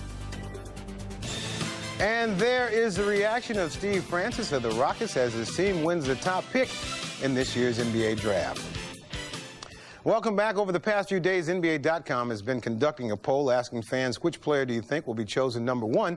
And here are the results. The winner was Yao Ming with 53%. Jay Williams came in second with 34%. They were followed by Drew Gooden, Juwan Wagner, and Chris Wilcox. I'm joined now by All-Star guard Steve Francis of the Houston Rockets, the winner of this year's lottery. And first of all, did you have some sort of good luck charm with you or something? Well, I talked to our GM. You know, I told him I had a nice suit that I was going to wear on TV today, so I can, you know, really represent our team well. And I'm just excited that we were able, you know, to pull off the first pick. You told me that you had a nice suit on too. That's the nicest suit. That's right. So now, what areas do you think your team needs some help in? I know we definitely don't need help at the point guard position. I know that, but knowing our management and our owners, and I'm not too sure the way that they're going to go, but I have a couple people in mind, who I wish that we can get, but you have to wait till the time comes. You think you have a little input in who they might draft? After I got the first pick for them, I should be able to do something. All right, congratulations to you. Right now, let's review the order of selection for next month's NBA draft. The 13th pick goes to the Milwaukee Bucks. At number 12, it's the Los Angeles Clippers. The 11th pick belongs to the Washington Wizards. With the 10th pick, it's the Miami Heat. The 9th pick goes to the Phoenix Suns. The 8th pick went to the Hawks, which means it now has been sent on to the Clippers. The 7th pick belongs to the New York Knicks. At number 6, it's the Cleveland Cavaliers. The 5th selection goes to the Denver Nuggets. Drafting at number 4, it's the Memphis Grizzlies. And at number 3, it's the Golden State Warriors. The 2nd pick goes to the Chicago Bulls. And the number 1 pick in the 2002 draft goes to the Houston Rockets. That is it from the draft lottery. Right now, let's go back to Hannah, Tom, and Doc Rivers in New York. All right, Ahmad, pretty exciting stuff. Stevie Franchise, the good luck charm for Houston. Let's see, the last time they got the top pick, they landed Akeem Olajuwon. Well, Carol Dawson was speaking pretty glowingly about Yao Ming. What do you think? Because Jay Williams, they got some guards. Yeah, it'd be interesting if you did draft Jason Williams and Steve Francis. Who would want to guard those two guys? That would be difficult. What would you do, Doc? I think that's tough. I mean, you look at size, and Yao Ming, though he's from China, you don't know a lot about him. I think it's going to be very difficult for them to pass unless you can sell Stevie Franchise on the 2 spot. What do you think? Do you think he would be good in that position? No, I think you have your point guard. You have an all-star point guard. Why mess with him and put him in a 2, because who knows? We know Stevie Francis is a great NBA player. We think Jay Williams is going to be a great NBA player, but we don't know. Why mess around with your franchise player and ask him to play 2? I don't see that working. Although, you know, the Chinese contingency, whether that be the Shanghai Sharks or the Chinese government, I remember them saying we'd like him to play in New York and Golden State. Right. I don't remember Houston popping up. I don't think we'd love him in Houston. Wouldn't that be wild if both the Chinese players over the NBA were in Dallas and Houston? Wow, both in Texas. We'll see. Yes, ironic, That'd be crazy. right? Well, it's a nice dilemma for Rudy T and company to have, and wow, they land the #1 pick, and if it hadn't been for Steve Franchise and all his injuries, they may not have even been in the lottery, so they could be a very good team next year. All right, what about the first half? Did finally get a handle on Paul Pierce, the Nets did in the second quarter, and they're playing their game. I thought it was pace. I thought it was New Jersey's pace. You look at the way the game's being played right now, it's up and down, and that's the way New Jersey wants to play. And I mentioned the fact that what are they going to do with Todd McCullough or Collins when Rodney Rogers is on the outside? Well, I'll tell you what they do. They know they have a mismatch against them on the defensive end. On the offensive end, they're saying, well, if you're out here, we're going to plug it into you. McCullough has 10 points. They're getting a lot of points in the paint. So they're saying, we know you have the advantage. We're going to take advantage of your mismatches on the other end. Yeah, and I thought pace was key also. I thought offensive rebounds were key also. In the first 4 games, and they played in the regular season, Boston crushed them on the offensive glass. It was Jersey game here. And Jason Kidd, you know, he didn't have the big scoring numbers, but he is dominating this game because he is forcing the action. And there's no one on Boston who can slow him down. Right, only 4 points by Kidd, but he's getting the rebounds and the assists. And thanks for giving us a big assist today, Doc. Well, thanks for having me. It's great to have you here. Nice seeing you guys. All right, well, coming up, we're going to send you back across the river to the Meadowlands for the second half between the Celtics and the Nets. The Nets have a 57-49 lead in Game 1 of their Eastern Conference Final Series. Thanks for joining us for Verizon Wireless at the Half. This has been Verizon Wireless at the Half. Verizon Wireless, we never stop working for you. Can you hear me now? Good. Hey. Just went to Circuit City. Pretty big, huh? Yeah, it's big, But what? well, there's just a little extra space all the way around. Well, we could always go bigger. We can go bigger. You can bring it back. We welcome returns and exchanges with no surprise charges like restocking fees. Circuit City, we're with you. Honey, it's big enough. I can still see the light. Out here, power has nothing to do with the view from your office. The size of your desk. Or the title on your business card.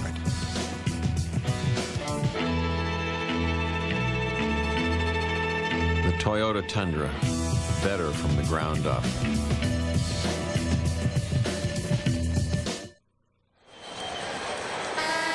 Back in New Jersey, Marv Albert, P.J. Carlesimo, Andrea Joyce. 8-point lead for the Nets as we head to the second half. And P.J. in the first half, the Nets shot 55% from the field. The Celtics just could not stop the Nets at the offensive end. No, the Celtics have been living by their defense. Jimmy O'Brien's got to be really upset. 55% from the field for New Jersey. Those 27 rebounds, they're hammering them on the boards, and that's getting New Jersey out and running. And the fast break defense has been non-existent. Jason Kidd talked about how he probes the defense. Watch as he comes up with the loose ball. He's already up the floor. Lucius Harris is running first on the right-hand side. Now as Jason gets into the picture, 3 Celts are confused. Who's going with Lucius Harris? Who's getting out to cover Keith Van Horn? The answer, nobody. Jason Kidd finds Keith Van Horn, and the New Jersey transition offense has been excellent, harkening back to Byron Scott's run in Los Angeles Lakers. You like the word probe. You've used it on a number of occasions since we heard from Jason. Let's go to Andrea. All right, Marv, PJ nailed it. The Celtics coaching staff is stunned by the way they played defense, or rather didn't play defense in the first half. Assistant coach Lester Connor told me we simply aren't playing our defense. We have no idea why. Maybe it is the excitement of the game, but it's not like us to give up so many layups. They didn't talk about any adjustments in the locker room, just about getting out there and playing their game, the same game that got them to these finals. Back to you, Mark. All right, thanks, Andrea. Anderson not able to hit as this third quarter gets underway. Here's Kidd pulling it back. Probing. Yes, he was. I was going to point that out myself. Van Horn. And rebounded by Eric Williams. I think it is new basketball terminology. Well, I think Andrea makes a good point. There's no adjustments to be made, really, for Boston. They're not playing hard enough. When you're getting pounded on the boards and you're not getting back in transition, that's effort. Nice pass by Walker, and Anderson rejected. Todd McCullough, again, a factor.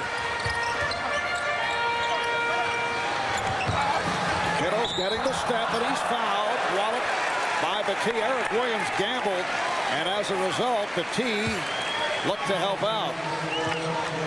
We saw that earlier, Marv. Players are getting caught on the wrong side on post defense. You get caught outside your man.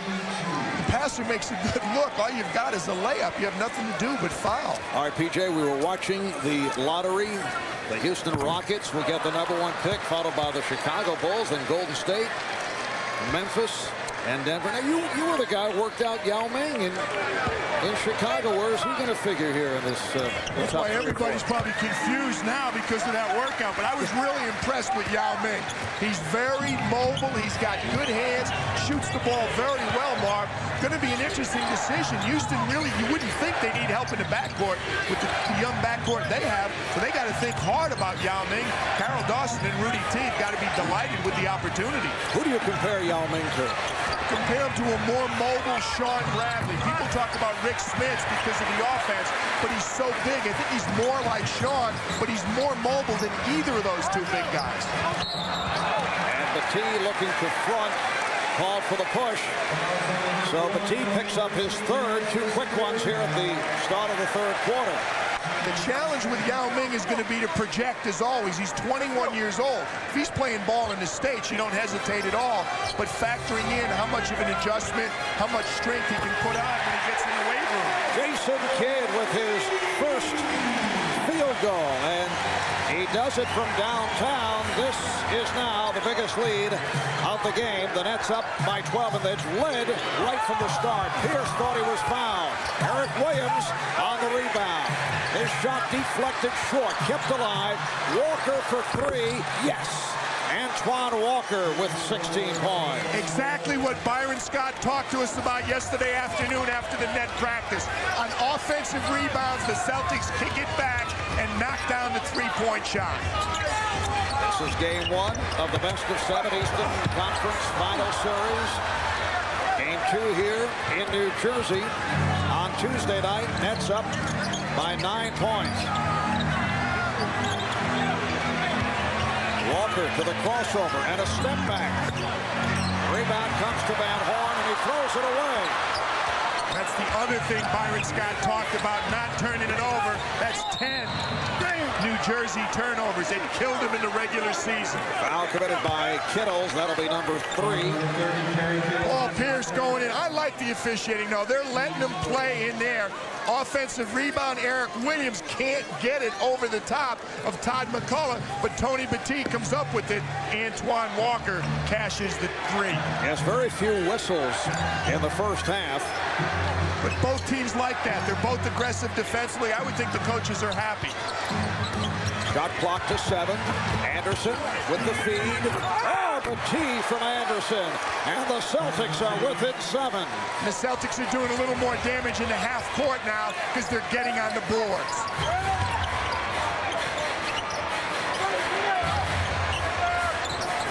Kidd for 3. And the rebound handled by Pierce. You get the idea of something developing here for Boston. Anderson. Well, Anderson throws it away. Left his feet, nowhere to go. Kittles backs to 3-point territory. Boston fortunate right there. Careless turnover for a usually smart point guard, Kenny Anderson.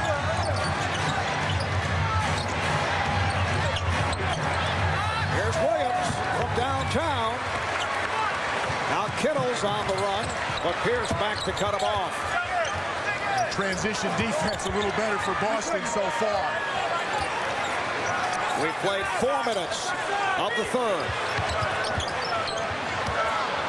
Shot clock to 6. Martin off the dribble, lost it. Anderson is on it. Anderson chased by Kidd.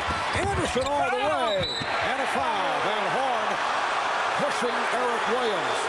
You see the difficulty for Kenny Anderson. Jason Kidd is just too big to shoot over. Jason Kidd got back and pressured the shot, but fortunately for Boston, Eric Williams hustling the floor, and that goes down. It's a team rebound, but it would have been another offensive rebound. Tough to finish over Jason Kidd. Keith Van Horn just wipes out Eric Williams, and Paul Pierce makes them pay. That's another rebound leading to a basket. Pierce now 8 for 15. He has 19 points, and the Celtics are within 5 as the Nets take a timeout. Paul Pierce just squares up again. Kenyon, you got to get closer to him. Paul Pierce will do that all afternoon.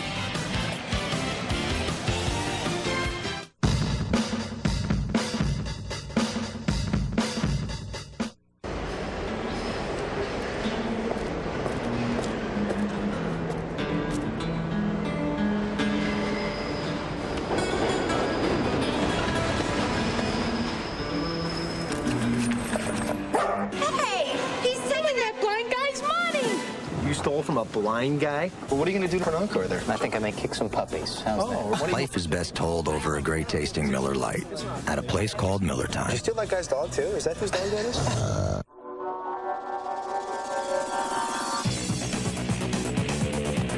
The gold standard turns platinum. The New York Times. Hands down, the car of the year, the Detroit News. The interior is near perfect. Business Week. Hey, who you calling near perfect? The 2002 Camry. I'm so proud of this team. What a great season. What an infrastructure. One integrated machine.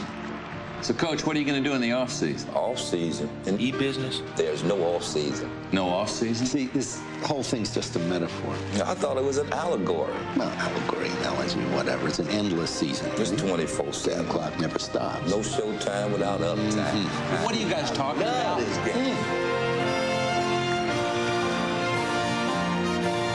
Yo, Aquafina is pure nothing.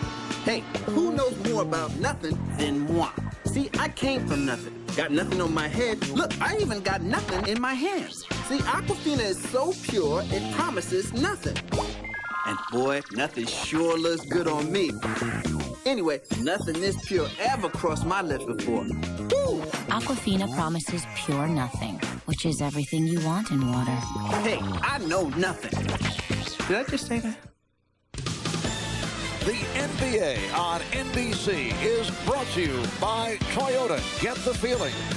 By Miller Lite. Life is best told at a place called Miller Time. By Adidas Climacool, giving you 360 degrees of ventilation. Feel the breeze. And by Aquafina, bottled water so pure, we promise nothing.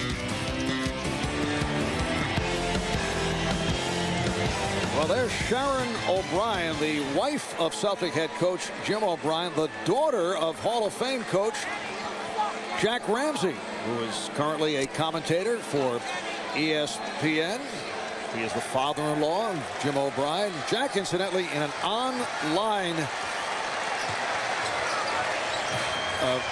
website, picked the 76ers to beat the Celtics in the first round of the playoffs, which greatly upset his grandchildren. Foul is called on Pierce. The children of Sharon and Jim O'Brien, he received immediate and emphatic reaction on that prognostication. Well, we talked to them all yesterday, but Jack Ramsey is a tremendous natural resource. Jimmy O'Brien talks to Jack after almost every game, and you better believe Jack is watching the games and giving his Hall of Fame coaching input, and Jimmy loves to pick Jack's brain about basketball on both ends, not just the offensive end. Foul on Pierce, his third. So the Celtics with 3 team fouls. Nets have 2. The Nets now lead 63-56. That ends a 7-0 run for Boston. Jimmy O'Brien got just what he wanted coming out of halftime. Some good defense. Nets go 1 for their first 5, turn it over twice, and his Celtics got on the boards for a couple offensive rebounds. Pierce, he beat 4 different Net players, and then he's called for an offensive foul. That's number 4 on Pierce. Paul Pierce was upset at the other end, Mark, because he didn't think the foul was on him on the last net offensive possession. That time Ronnie Garretson gets him going to the basket. Who else but Jason Kidd stepping in and drawing the charge. And for the moment, Jim O'Brien staying with Pierce. Good hands to break it up. Anderson met by Kidd. Head fake by Anderson. And it will count. It's a goaltend on Kenyon Martin. The basket is good.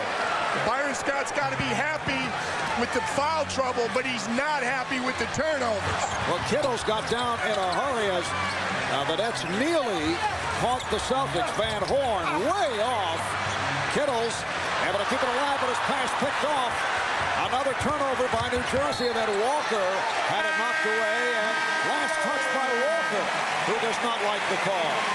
I like the officiating. Ronnie Garretson didn't see it. He looked at Jackie Neese for help. Jackie Neese telling Antoine it went off your sneaker. And Al Pierce will sit down. Rodney Rogers comes on, as does Eric Strickland. It's a 5-point game. Nets with the lead. 6:20 remaining in the third. And Horn from McCullough. The Nets with excellent passing throughout the night. Second assist for the center, Todd McCullough. Almost exact same pass, that high-low look to a teammate posted inside. Rogers setting the wide screen for Anderson, who has not been able to find the range. 2 of 8 from the field. Kidd with the step and the bucket. The Celtics will talk it over. The Boston Celtics responded to Jim O'Brien at halftime, but the Nets responded to Byron Scott out of that quick timeout early in the third quarter. Jason Kidd, we're kidding about probing. This isn't probing. This is a sledgehammer coming right at you. Right to the rim. Poor transition defense by Kenny Anderson.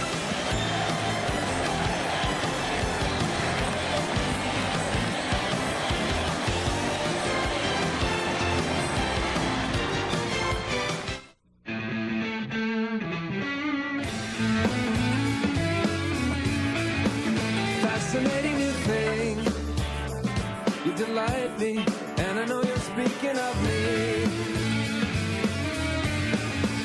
Fascinating new thing. New Bacardi Silver Premium Malt Beverage.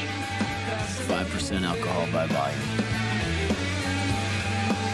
Your night just got more interesting.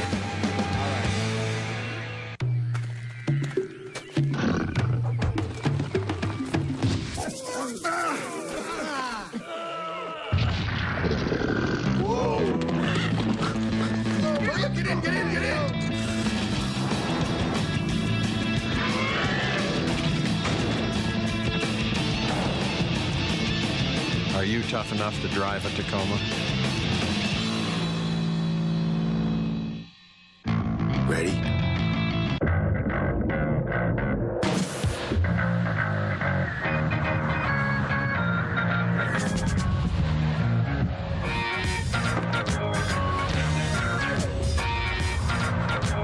Walking on the beaches, looking at the beaches. Strolling along, minding my own business.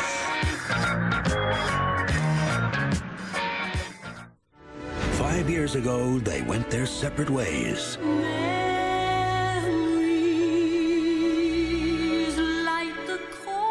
But on July 3rd, You're back! Hey, somebody said you were dead. You look good. they're back.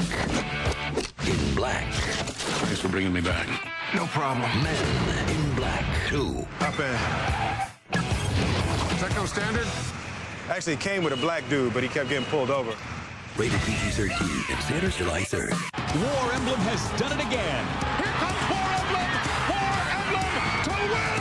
He wins the Preakness, and it's on to the Belmont for a try at the Triple Crown.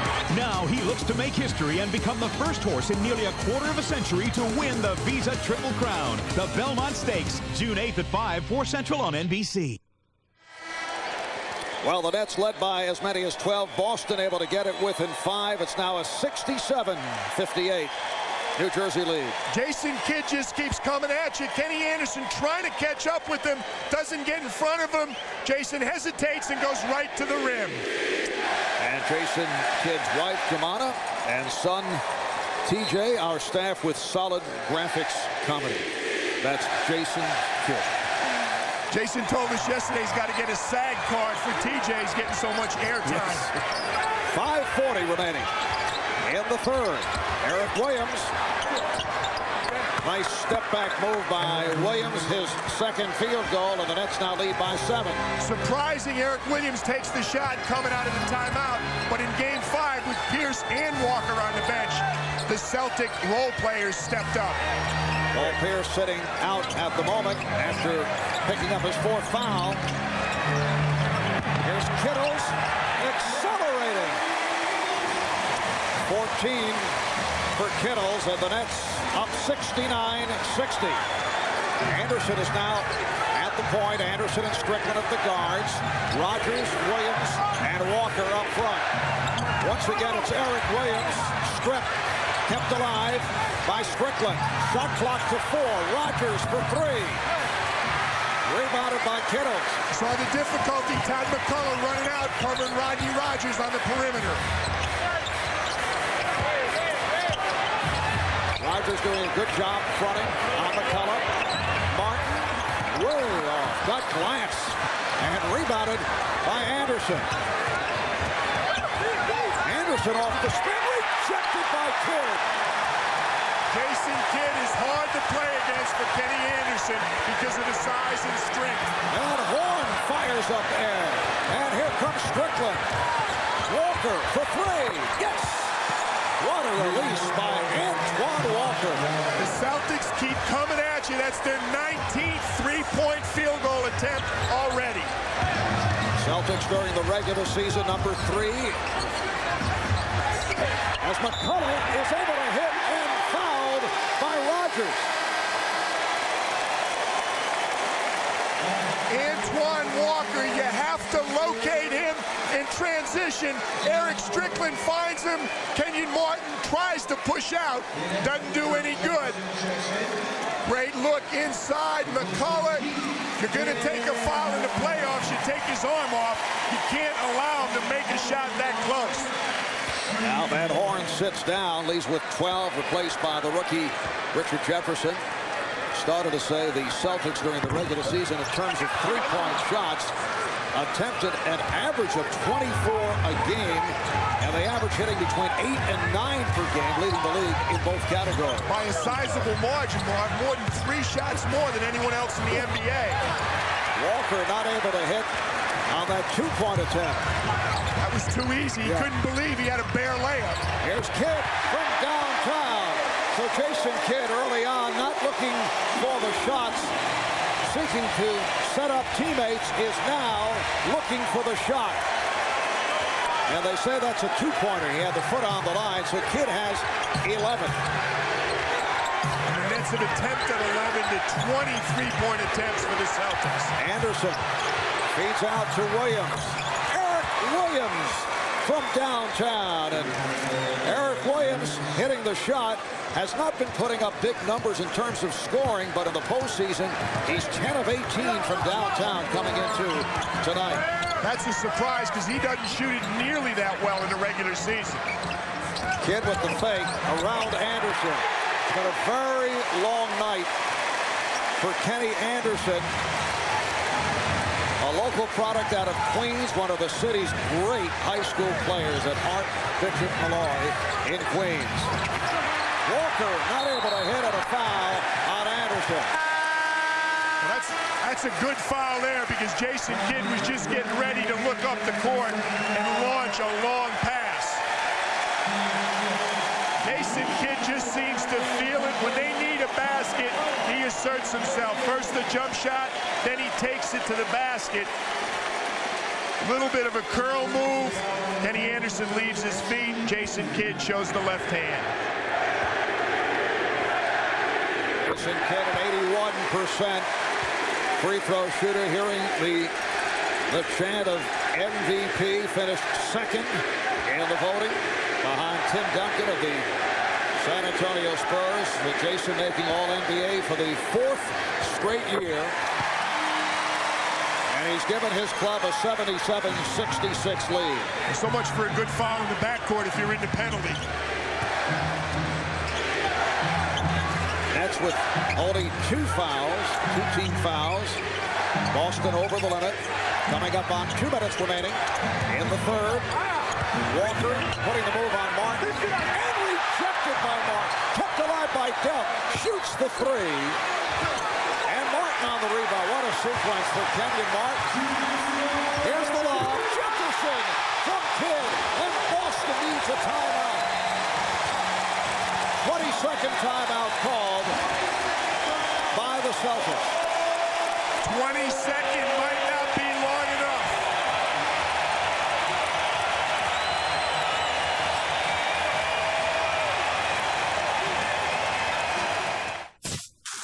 Two points is 2 points. Don't be a show-off. I don't care if you slam dunk. I don't care if you shoot a layup. 2 points is 2 points. All you gotta do is take a short shot, box out, rebound. You ain't got to dunk on everybody. Forget about the theatrics. All you getting for that is two. You ain't scored 2 points your whole life. Who you gonna listen to? How about yourself? Obey your thirst. Sprite. Hey, yo, Kobe, you think you're getting some tickets? Courtside? Yeah. Come on. It's Kenyon Martin's defense that keys the fast break. Antoine Walker with the ball in the paint. Kenyon sends it back. Eventually, it's Jason Kidd taking it the other way to the high-flying Richard Jefferson. That's 4 block shots for Kenyon Martin. How about Jason Kidd? That's assist number 8. And he scored 11 of his 15 in this 3rd quarter. He thinks it's the 4th quarter. He usually waits till the 4th to step up offensively. The Nets have their biggest lead of the night, up by 13. Rodgers drawing the double, called for the offensive foul. Well, we talked about these 2 teams, Marv, how improved they are defensively as you see Paul Pierce sitting on the bench. The Celtics had clawed back to within 5, but now Rodney Rodgers tries to bull over Jefferson. The net defense is taking control of the game. That's number 4 committed by Rodgers. Here's Aaron Williams, who just checked back in, and he takes a shoulder. He's fouled. Foul committed by Rodgers, his 5th. And Williams headed to the line. And Eric Williams headed back in to get Rodney Rodgers. Foul trouble plaguing Boston. Key players on the bench, but more importantly, the New Jersey Nets living on the free throw line and shooting it extremely well. Yes, the Nets now 17 of 19 at the line. Rodgers with 5, Pierce with 4. And Aaron Williams knocks down 2 more. 81-66. The Nets have led all the way. They came out going at a blistering pace. Celtics made a couple of runs, got it within 5 early in this 3rd quarter, and then the Nets with another serve. Walker with a bad shot. Walker on the rebound. Rejected. And a whistle. Jack Neese calls the foul. It's on Kidd. It's on Jason Kidd. Antoine Walker does a good thing getting after it on the boards, but the way the Celtics are defending today, as we see Antoine and Aaron Williams has all ball, but Jackie Neese felt Jason Kidd fouled him from the back. The way the Celtics are defended, they need Paul Pierce on the floor because there's not enough offense for the way they're playing defense. Reminder, the cast of The Cosby Show is back with memories and moments. We all love The Cosby Show. A look back right after a special broadcast of NBC's funniest outtakes. That's tonight at 9, 8 Central on NBC. Boston needs some stops. They don't need to get right back in it, but they have to stay within striking distance for when Pierce does come back. Lucius Harris called him for a timeout to maintain possession with 9 on the shot clock. It's a 22nd timeout. 50 seconds to go in the third. The Nets lead by 13.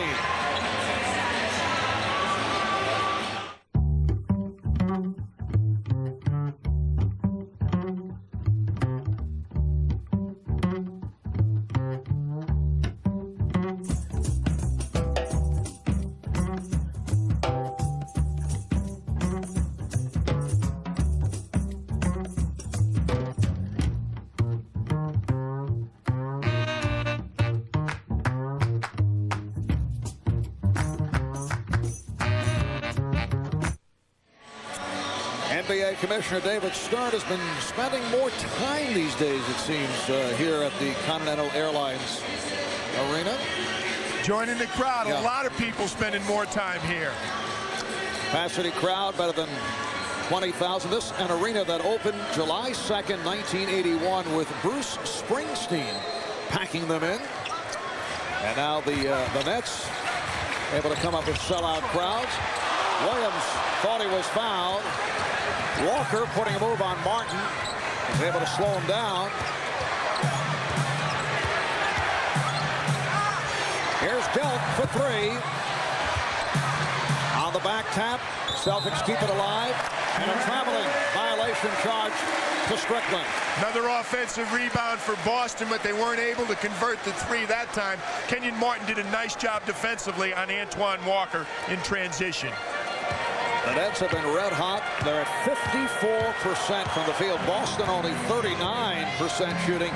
And as we've discussed, Nets spending much time at the line and taking advantage. 6-second differential between the game clock and the shot clock. Strickland looking up for the steal, and then it is picked up by Williams, feeding Delk, who is fouled by Jefferson. Well, the only way the Celtics are going to get back in it is to step up the defensive pressure. They're creating turnovers. Jason Kidd with a cross-court pass. Eric Strickland and Lucius Harris really battle for it.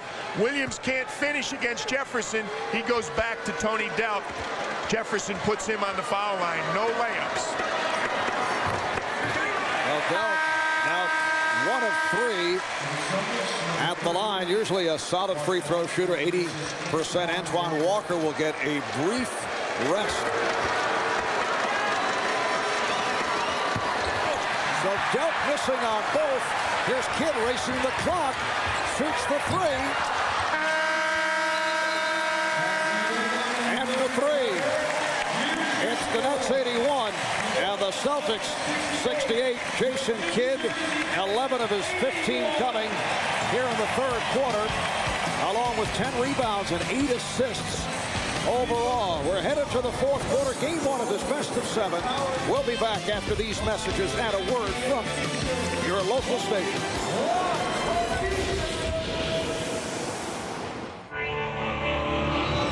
What good is beauty if it's only skin deep?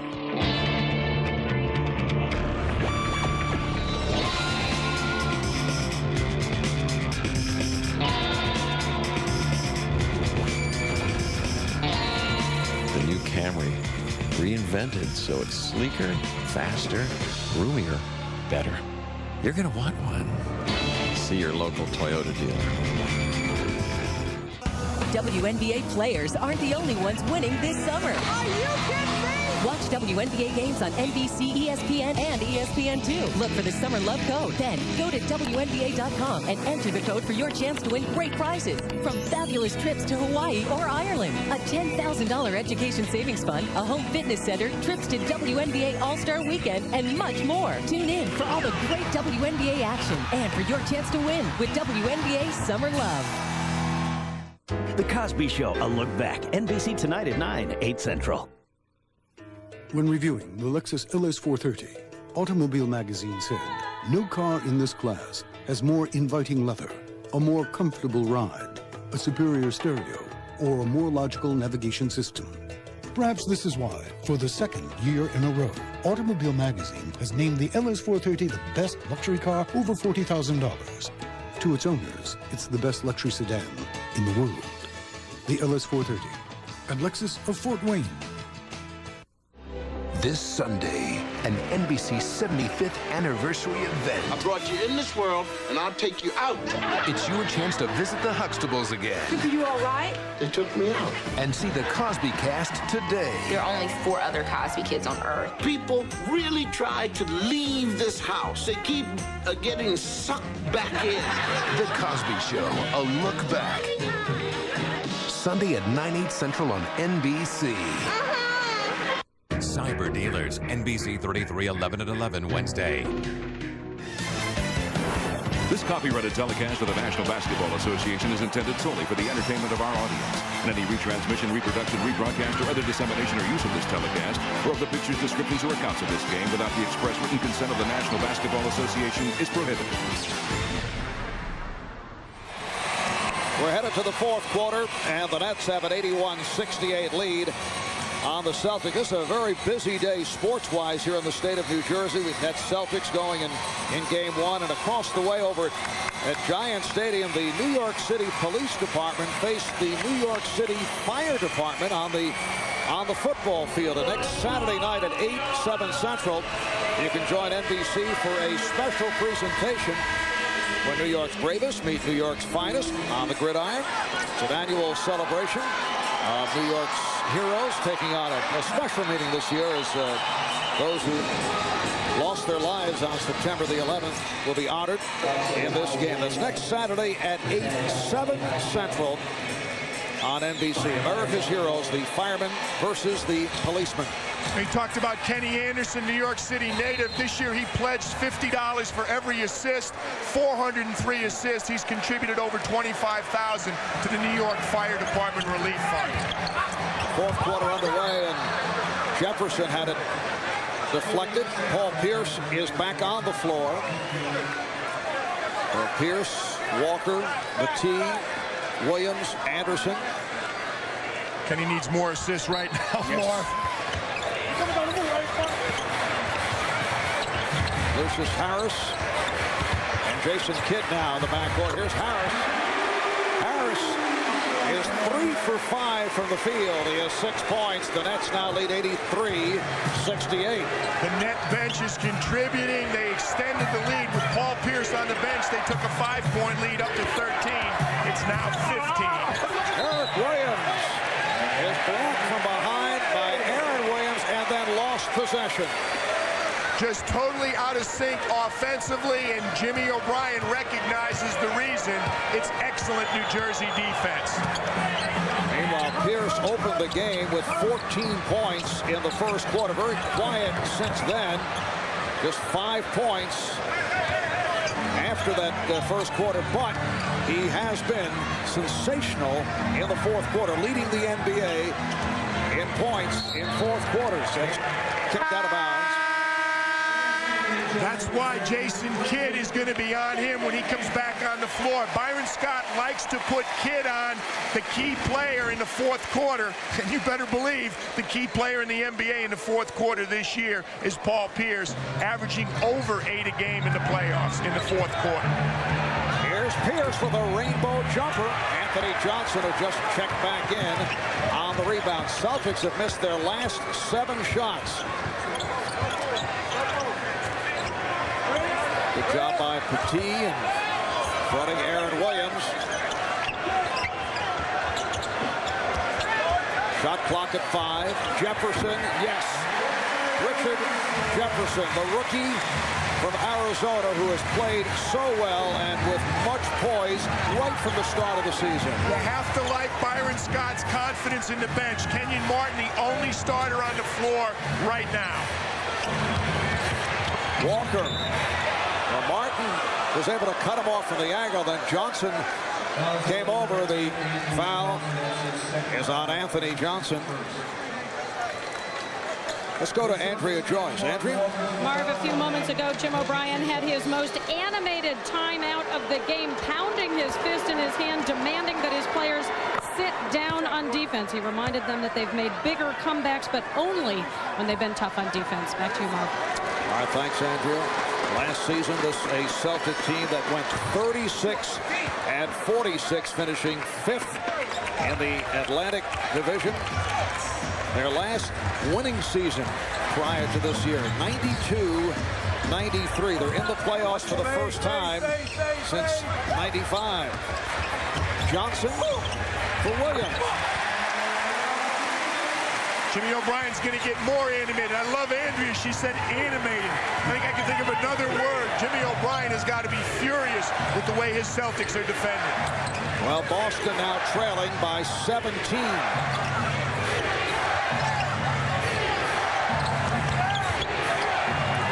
Williams for three. Well, Eric Williams continues to show the touch from downtown. That's his second three of the game. Eric loves playing in Jersey from Malcolm X Shabazz High School, and he's happy to be back. 87-73. Nets with the lead. 3 minutes gone by in the fourth.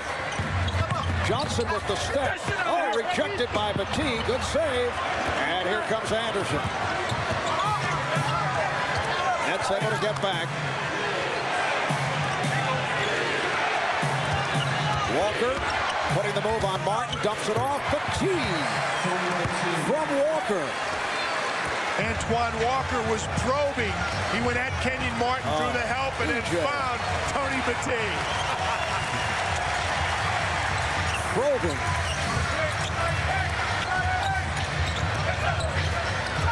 Jefferson open. Not able to hit from downtown.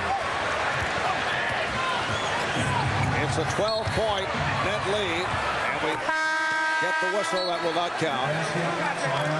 Foul on Martin is third. Anthony Johnson turns the corner. He finds Aaron Williams, the New Jersey bench. Byron Scott says they've delivered all year. He's given him the chance. Good look by Antoine Walker. Draws the help. And Tony Petit, the recipient of the easy look inside.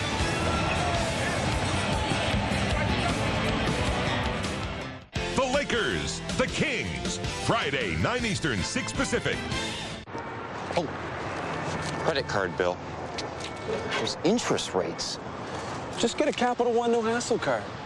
Lowest fixed rates you can get. So who's getting rich off my credit card?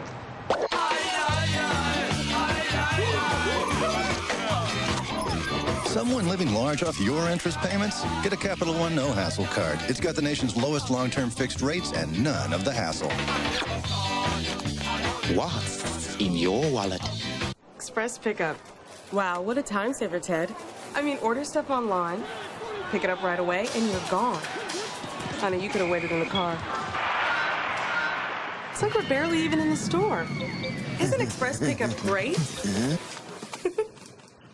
No. Save time if you want to. Express Pickup. Order online, pick up right away. Or we'll ship to you. Circuit City. We're with you. I leave mine. I'll get it. Oh, here they are.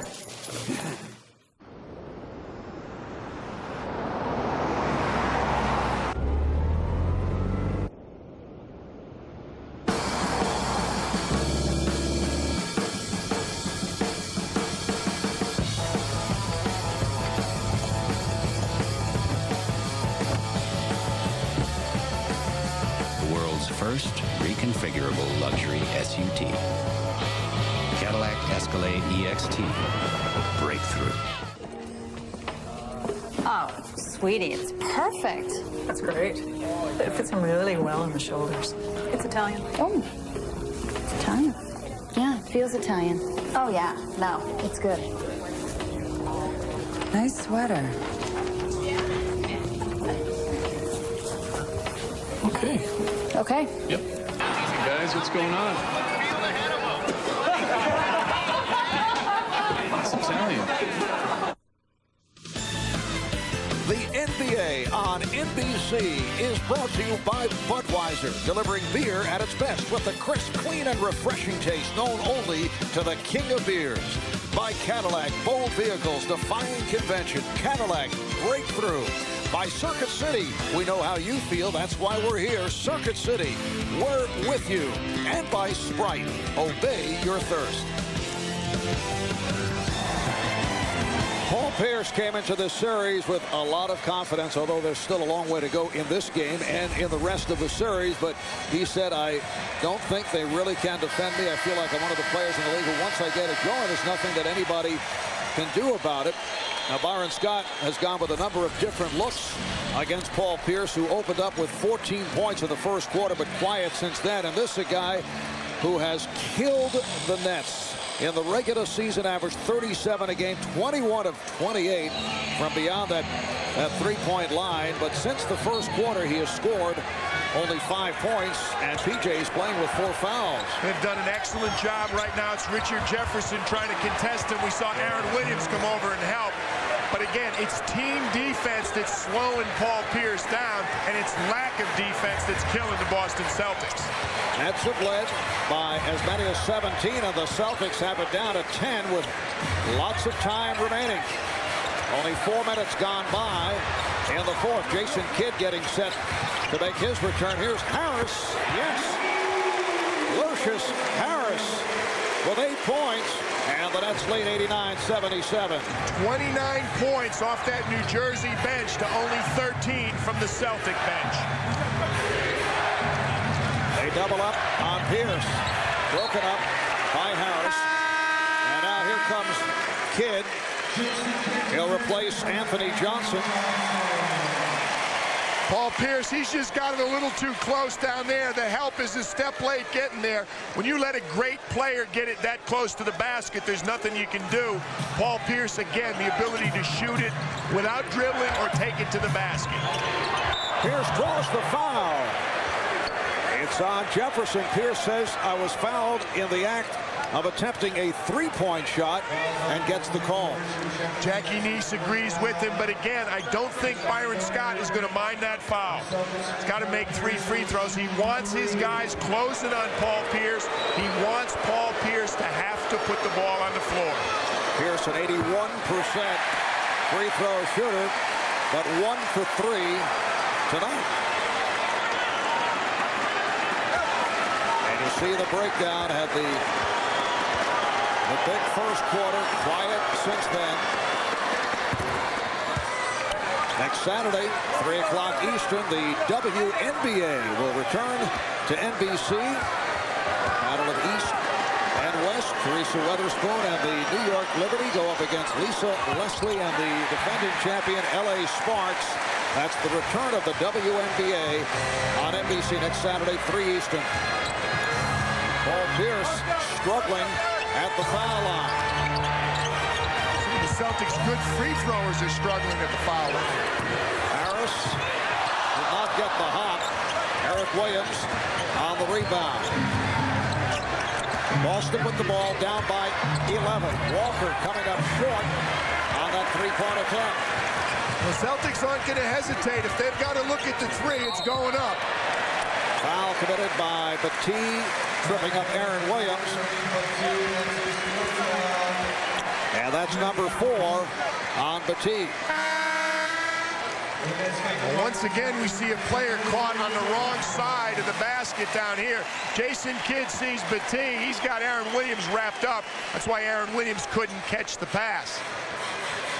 Kenyon Martin makes his return, replacing Richard Jefferson. Van Horn set the pick. Here's Williams. Kept alive. Aaron Williams, who's played very well. 10 points for Williams, and the Nets now lead 91-78. Back on the offensive boards, the New Jersey Nets. Bench scoring 10-zip so far in the fourth quarter. Good job by Martin. He forced Pierce to give it up. And Kenny Anderson, once again, wide open. And this time able to take advantage. Only 3 of 11 from the field. Kenny Anderson's going to bounce back. That shot's going to be there because Jason Kidd will continue to help. Nets lead 91-80 as we come up on 6 minutes to go. In this fourth quarter, Van Horn not able to hit on that lob pass. Probably should have come down with it, Marv. Here's Anderson. Yes! Well, he's hit 2 in a row. And that net lead is down to 9. It's 3 possessions for the Celtics. Now the Nets take a timeout. Kenny Anderson, who played very well in the previous series against Detroit, hits 2 in a row. Celtics with a 12-4 run And the Nets will talk it over. 5:46 to go in the fourth quarter. That net lead, 117, is now 9.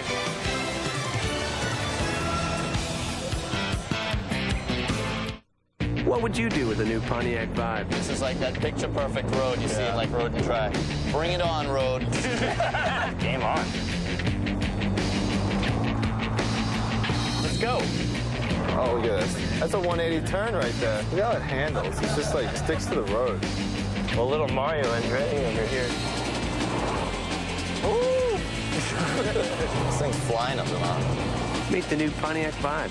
Awesome. Use text messaging from your Verizon Wireless phone to play the Verizon Wireless NBA Trivia Challenge. Get in the game at NBA.com. Can you hear me now? Good. Verizon Wireless. We never stop working for you.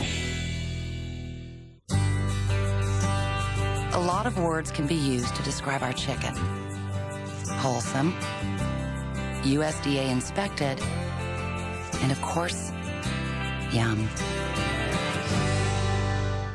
How to speak Australian. Stop! Stop! Stop! Bring her in! Humanitarian. Good. Beer. Foster's Australian for beer.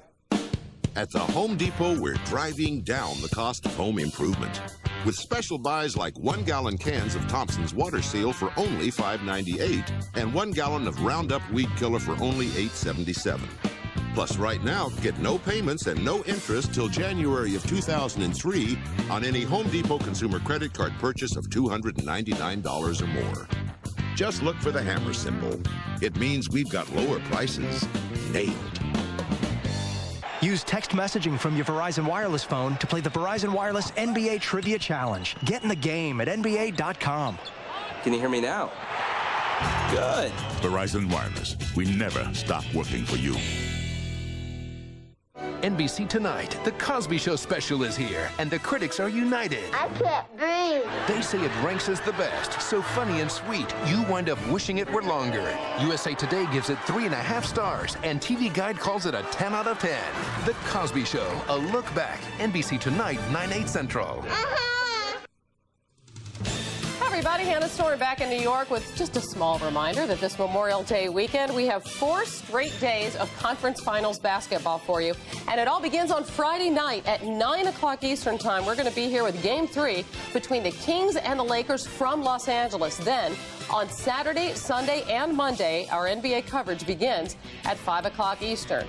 Meanwhile, in the game you're watching right now, the Celtics making a nice run against the Nets. Ken Anderson had been outplayed by Jason Kidd, but now things turning around a little bit. Well, I think what you have to do up here, the Nets, is realize that there's still 5:46 left in this game. It's not time to run the shot clock down. If you have opportunities in the open court, you take them. When it gets under 2 minutes and you have a lead, then maybe pull it back out. And beware the Celtics. They can get on fire any moment with the way they shoot those threes. Yep, Anderson, a couple of big shots, and Kidd flirting with a triple-double. Now back to Marv, PJ, and Andrea.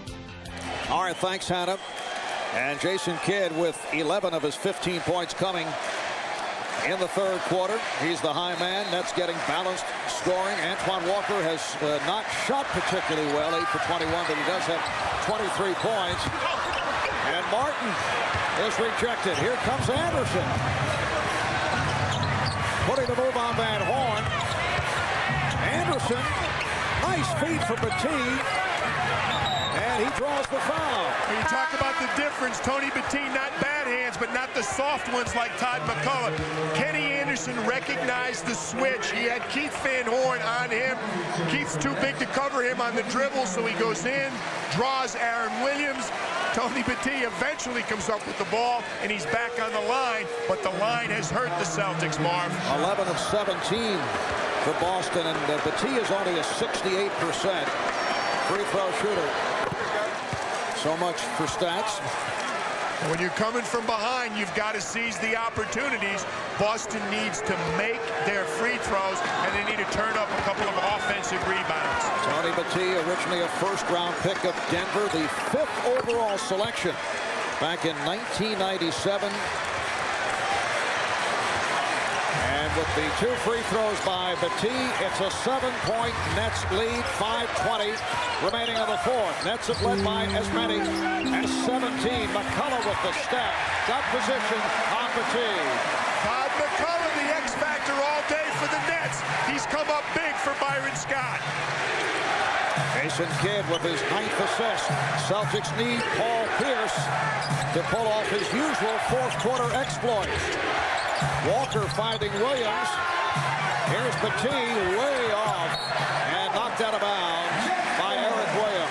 Credit the net defense. They didn't let Antoine Walker get the three-point shot he wanted to take.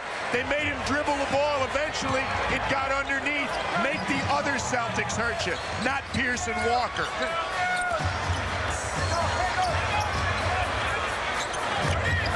McCullough had it knocked away. Dangerous pass thrown by Martin. Here's Walker putting the move on Kittles, and he's fouled.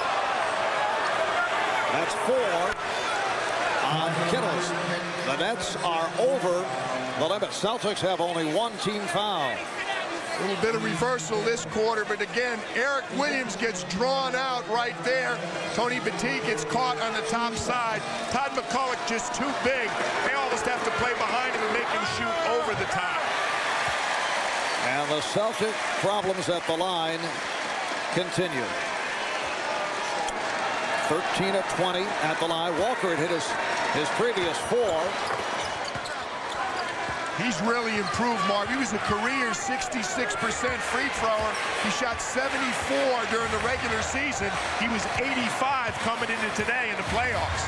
Here's Kidd getting the step, and he's hit on a reach-in by Anderson. Well, we talked about Paul Pierce stepping up in the fourth quarter. That's when Jason Kidd takes a little more of the offensive load upon himself. Kidd an 81% foul shooter. He is 1 assist away from a triple-double. He led the NBA of that department with 8, and he is the active leader, followed by Grant Hill, Michael Jordan. Kidd is 7 of 7 at the line. And the Nets now lead by 10, 4:20 remaining in the fourth. Game 1 of this best of 7 Eastern Conference Final. Game 2 here in New Jersey on Tuesday night. And a foul is called. Nets looking for a tie-up. Kenyon Martin collects his 4th. And once again, Boston to the foul line. You have to credit New Jersey, Marv. They're number 24 in the NBA regular season in free throws. They shoot only 73%. They've stepped up. If Boston makes their free throws, they'd be back in the game. Paul Pierce had that disgusted look when he hit, as if to say, why couldn't I do that earlier? Now 3 of 6 at the line. And goes 1 of 2 from the line. Kidd on the loose ball, able to elude Eric Williams, and pulls it back as the Nets reset with 4 minutes remaining in the fourth. Van Horn, yes, and Jason Kidd has a triple-double. Assist number 10 to go with 12 rebounds, 17 points. Keith Van Horn is shooting it so well from the perimeter. He thought he had it free, but his toe was on the line. Battie, Martin able to collar that rebound. The Nets up by 11. Kittles for 3. And knocked out of bounds. Last touch by McCullough. Kerry Kittles is really disgusted with himself. Jason Kidd got him a great look. Still some time, but that could have been a dagger right there. Coming up on 3 minutes remaining in the fourth. Now Kidd defending on Pierce. Offensive foul on Paul Pierce. That's number 5. Byron Scott loves to put Jason Kidd on the other team's best player. Tough call right there. there. Jason Kidd moving his feet. I don't know about that call. It was good defense, but I don't know if it was an offensive foul. Most unusual to see Paul Pierce in this situation. He fouled out of only one game during the regular season. He was in foul trouble in that game 5 against Detroit. Here's Kidd from way downtown and rebounded by Petit. Surprising shot from Jason there. Pierce met by McCullough, and he draws the foul. Foul committed by Kidd. Jason Kidd just attacks your defense. You see here, 2 Celtics cover him. That leaves Keith Van Horn wide open. You can't do that. 2:43 to go in the fourth. Nets up by 11.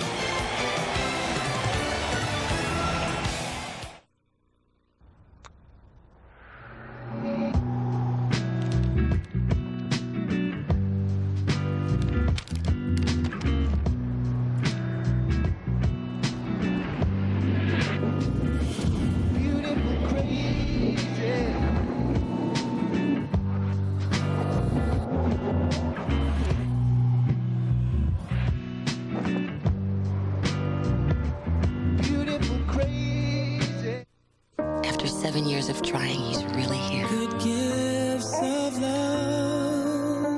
I know. Good gifts to hand me down. Honey, who's that? It's Mark, our financial advisor. You've planned the next 18 years?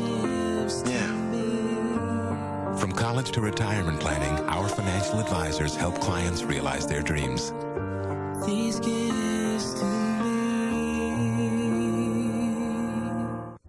Introducing the totally new 2003 Ford Expedition. Now you can achieve maximum inner space within seconds.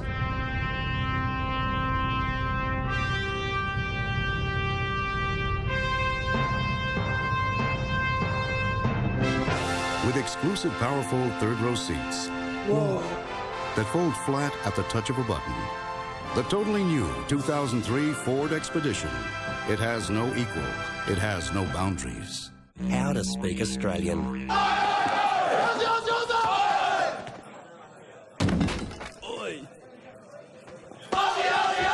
MVP. Beer. Foster's. Australian for beer.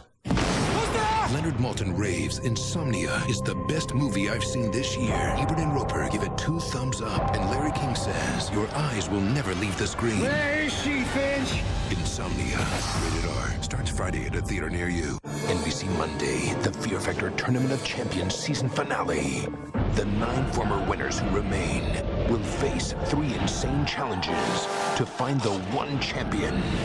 Now, the best of the best face the worst of the worst in the Fear Factor Tournament of Champions season finale, NBC Monday. Down to 2:43 remaining in the fourth quarter, and the Nets up by 11. For the Nets, this has been a magical season. They go to 52-30, best record in the team's history. They won 26 more games than a year ago, taking the Atlantic Division for the very first time. #1 seed in the Eastern Conference, advancing to the second round for the first time in 18 years, and this their first ever trip to the Eastern Conference Finals. And this a franchise that dates back to 1967. The New Jersey Americans under head coach Max Zaslavsky playing in the Teaneck Omri, first year of the ABA. The next season they move on to Long Island, became the New York Nets, playing in Comac. Long Island eventually made the move to Nassau Coliseum. Many lean years. The acquisition of Rick Barry brought them some legitimacy, and eventually it was Julius Erving, Dr. J, who led them to 2 ABA titles in 3 years, and then he was traded away for financial reasons, and P.J. since joining the NBA. The Nets have had their moments, but for the most part it has been a struggle until this season, as they look to make it to the NBA Finals, vying with the Boston Celtics, who have made quite a turn themselves. A little bit different tradition there, though. Some of those Nets teams Kevin Lockery coached out at Nassau Coliseum, they were excellent teams. They were really towards the end of the ABA, strong teams, but it's been a lot of lean years here in the Meadowlands. 97-88, just under 2.5 remaining in the fourth. Kenyon Martin. Solid game for Martin. That's 9 points. He has 4 block shots.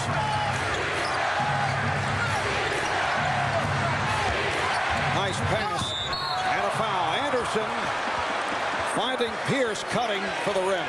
Page from the Nets playbook. Boston moving without the ball. Kenny Anderson playing much better in the fourth quarter. He turns the corner, gets the switch. McCullough on him, and he finds Pierce going to the rim. Foul on Martin, number 5. So Pierce just 5 of 9 at the line. Boy, he has had his difficulties at the free throw line, and this is a player who shoots 81% at the line. Well, that's one of the things, of course, Jim O'Brien's going to talk about. Don't forget, Boston had a very disappointing opening game loss in the second round to Detroit. You know, they felt maybe they were a little tired from the Philadelphia series, but they responded in winning the next 4. 10-point New Jersey lead. Just under 2 to go in the fourth. Van Horn. And back comes Walker. 3 on 2. And Anderson ends up pulling it back. Nets got back down court. Here's Walker for 3. Wait a moment. 1:41 remaining. It's down to a 7-point margin. If you don't put the ball in the basket against the Celtics, they'll rain threes down upon you. They're never out of the game. 27 for Walker. Aaron Williams not able to handle that pass, and the Celtics are very much alive. Pierce with the head fake, and he is fouled. Pierce landing on the floor, shake it up. Kenyon Martin has fouled out. And Paul Pierce will shoot 2. He'll go to the line just 6 of 11 from the free throw line. Paul Pierce not having a great night from the perimeter. He maybe wanted the 3. He hesitates, goes to the rim. Kenyon Martin reaches across, grabs his arm. Paul Pierce normally very comfortable on the free throw line. As we see Aaron Williams come in with the late hit. Paul Pierce is paying for this trip to the free throw line. But from the net point of view, Byron Scott cannot be pleased. It stops the clock, and if Pierce can hit the 2, it's a 5-point game. And another turnover for New Jersey. They need to use the clock, but more importantly, they need to get a shot every trip down the floor. Well, they don't really. They're not going to make their free throws. There's no pressure on the Nets to take care of the ball. And the Celtics now 18 of 28 at the line. Pierce has missed 5 free throws in the fourth quarter. 99-93. It's a 6-point game with 1:15 remaining in the fourth, and the Nets should be in no hurry. Celtics have just 2 team fouls. Well, Kidd shoots it. Rebound Van Horn. And he is fouled with 1:04 to go in the fourth. Keith Van Horn has been the leading rebounder throughout the playoffs. No rebound bigger than that one right there. Foul on Rogers. That is his 6th. Rodney Rogers will depart with 7 points. Rodney Rogers thought he had all ball. Funny how often the players disagree with the officials. Well, they had that foul to give, so the next Boston foul would send the Nets to the line. 1:04 remaining in the fourth. Nets up by 6. They've led by as many as 17. 10 missed free throws for the Boston Celtics. New Jersey, a very impressive 20 for 22, and that's for a team that usually struggles. Kittles, like the T got a piece of it. Huge possession here for the Celtics. Both teams have 2 timeouts remaining. Walker for 3, comes up short, and Jefferson is fouled. Had he hit it, it would have been a three-point game. And Jimmy O'Brien could not have asked for a better look, Marv. One of his two big guns. That's a pretty good look for Antoine Walker. Paul Pierce makes the pass, lays it back. Keith Van Horn does close and put pretty good pressure, but Antoine Walker has made a lot of those this year. Walker on the foul. Celtics 10 of 27 from three-point range. And Richard Jefferson to the line. He's a 71% free throw shooter, 2 for 2 in this game. The Nets continue to hit their free throws. 21 for 23 at the line.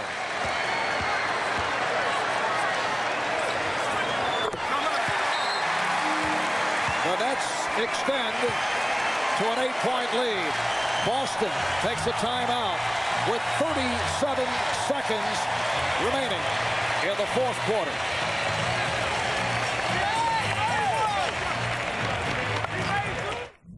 Wherever you choose to travel in the totally new 2003 Ford Expedition, and no matter how unfriendly the traffic gets, you will be surrounded by the protection of dual front airbags, plus the only safety canopy system available in a full-size SUV.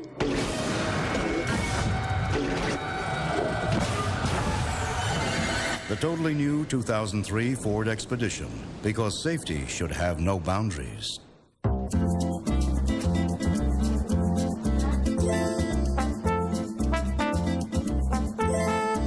Imagine what you would do with an extra $100 a day. Well, if you sign for your purchases whenever you use your Visa check card, you could turn fantasy into reality. Because each time you sign, you'll be entered to win $100 a day for a whole year. Imagine that. The Visa check card. It's everywhere you want to be. In a city illuminated by stars, they are the marquee attraction. Led by the perfect blend of power and grace, the Los Angeles Lakers have moved one step closer to a third straight title and a new NBA dynasty. The Lakers versus the Kings, tomorrow on TNT. NBC Tonight, the show where everything goes wrong with your favorite stars. NBC's funniest outtakes. 8/7 Central tonight. NBC Tonight, The Cosby Cast returns in an all-new special, The Cosby Show, a look back. NBC Tonight. Back in New Jersey, Marv Albert, P.J. Carlesimo, Andrea Joyce. The bench scoring has been the story here tonight, along with the poor free throw shooting by Boston. Byron Scott says these guys deserve to play. He rewards them with playing time. They reward him with production. Aaron Williams gets his own rebound. Richard Jefferson flies high for the dunk. Williams and Jefferson 10 apiece. Lucius Harris with 8, and Anthony Johnson chipped in with 5. 33-13 for the New Jersey Nets off the bench. That's 101 Celtics 93. Celtics will be looking for a quick shot. Here it is. Pierce for 3.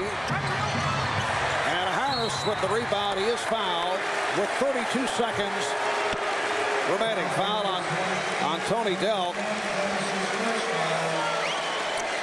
And Paul Pierce with 27 points in all, but a very quiet 27, if that's possible. Oh, and when you get a guy averaging 37 a game and he's torched a team all throughout the regular season, Byron Scott would take this 27 from Paul Pierce every game of this series. Harris at 84% free throw shooter.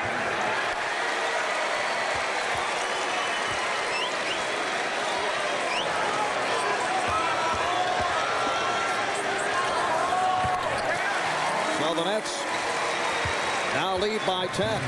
30 seconds remaining on the fourth. Anderson, Nets did not want to foul. No, they're not going to stop the clock right now. Boston, of course, is going to.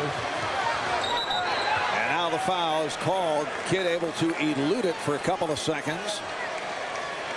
We're down to 22 seconds in the fourth. Walker is called for the foul. And Jason Kidd, who has been perfect at the line, heads back 8 for 8 from the line.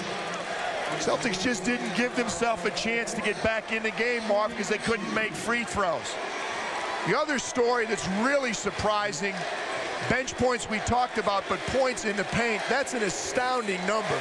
48 to 18, the Nets. Some of that points in the paint has been in transition. They've just gotten layups, particularly early, but a lot of it's come from offensive rebounds and movement without the ball. They've just cut up the Boston defense. That's been their strength in the playoffs, but not this afternoon. Now, what do you do if you're coaching the Celtics, who are not a bad free throw shooting team, about 76, 77%?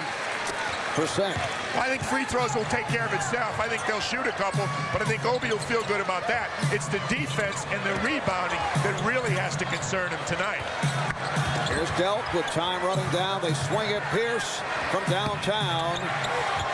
Delk off the tip. Final seconds.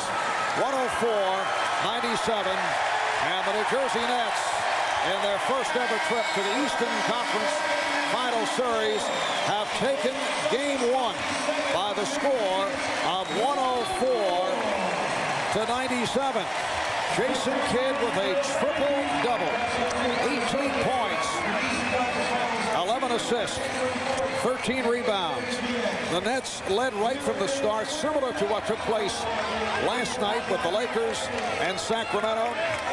And the two big guns, Antoine Walker and Paul Pierce, did score 27 apiece, but neither shot well. Let's go to Andrea Joyce. All right, Marv, thank you. Keith, you guys were killed in the past during the regular season by Paul Pierce. He still managed to get 27 points. But how were you guys able to disrupt his flow and make him not such a factor in the fourth quarter? Well, it was just team defense. You know, he's very difficult to guard individually. You know, we know that and we respect him for that. But I think as a team, we just stepped up. You know, we got the stops when we needed to. We stopped him when we needed to. And that's what we're going to need to do the whole series, because he is very tough to guard individually. People watching you during these playoffs have seen a different Keith Van Horn, one that's a little bit more emotional. Do you feel different out there? Well, I feel great out there. I mean, these are emotional games, and every game means a whole lot. So it feels great to finally be back in a situation where I can show it. Todd, the Celtics were the only team to beat you guys 3 times this season during the regular season. What did you learn from those games that helped you today? Well, we learned that we couldn't come out and play the way we did in those 4 games. And so in the Charlotte series, we looked at it as an advantage. We were up 3-1. When we're down 1-3 during the regular season, we threw that stat out and said, we've got to play better than we did. We got to play better defense. And tonight we hit big shots just like Keith did. We're in the Eastern Conference Finals last year. How does this compare? This is great. This is just one game. We're off to a great start. Good luck the rest of the way. Over to you, Marv. All right, thanks, Andrea. And once again, the final score in Game 1 of this best-of-7, the Nets 104 and the Celtics 97. Coming up next here on NBC, except on the West Coast, don't miss NBC's Funniest Outtakes, followed by a special reunion of the cast of The Cosby Show. A look back for PJ Carlesimo, Andrea Joyce, and our entire crew. I'm Marv Albert. Thanks for tuning in. Good night, everybody.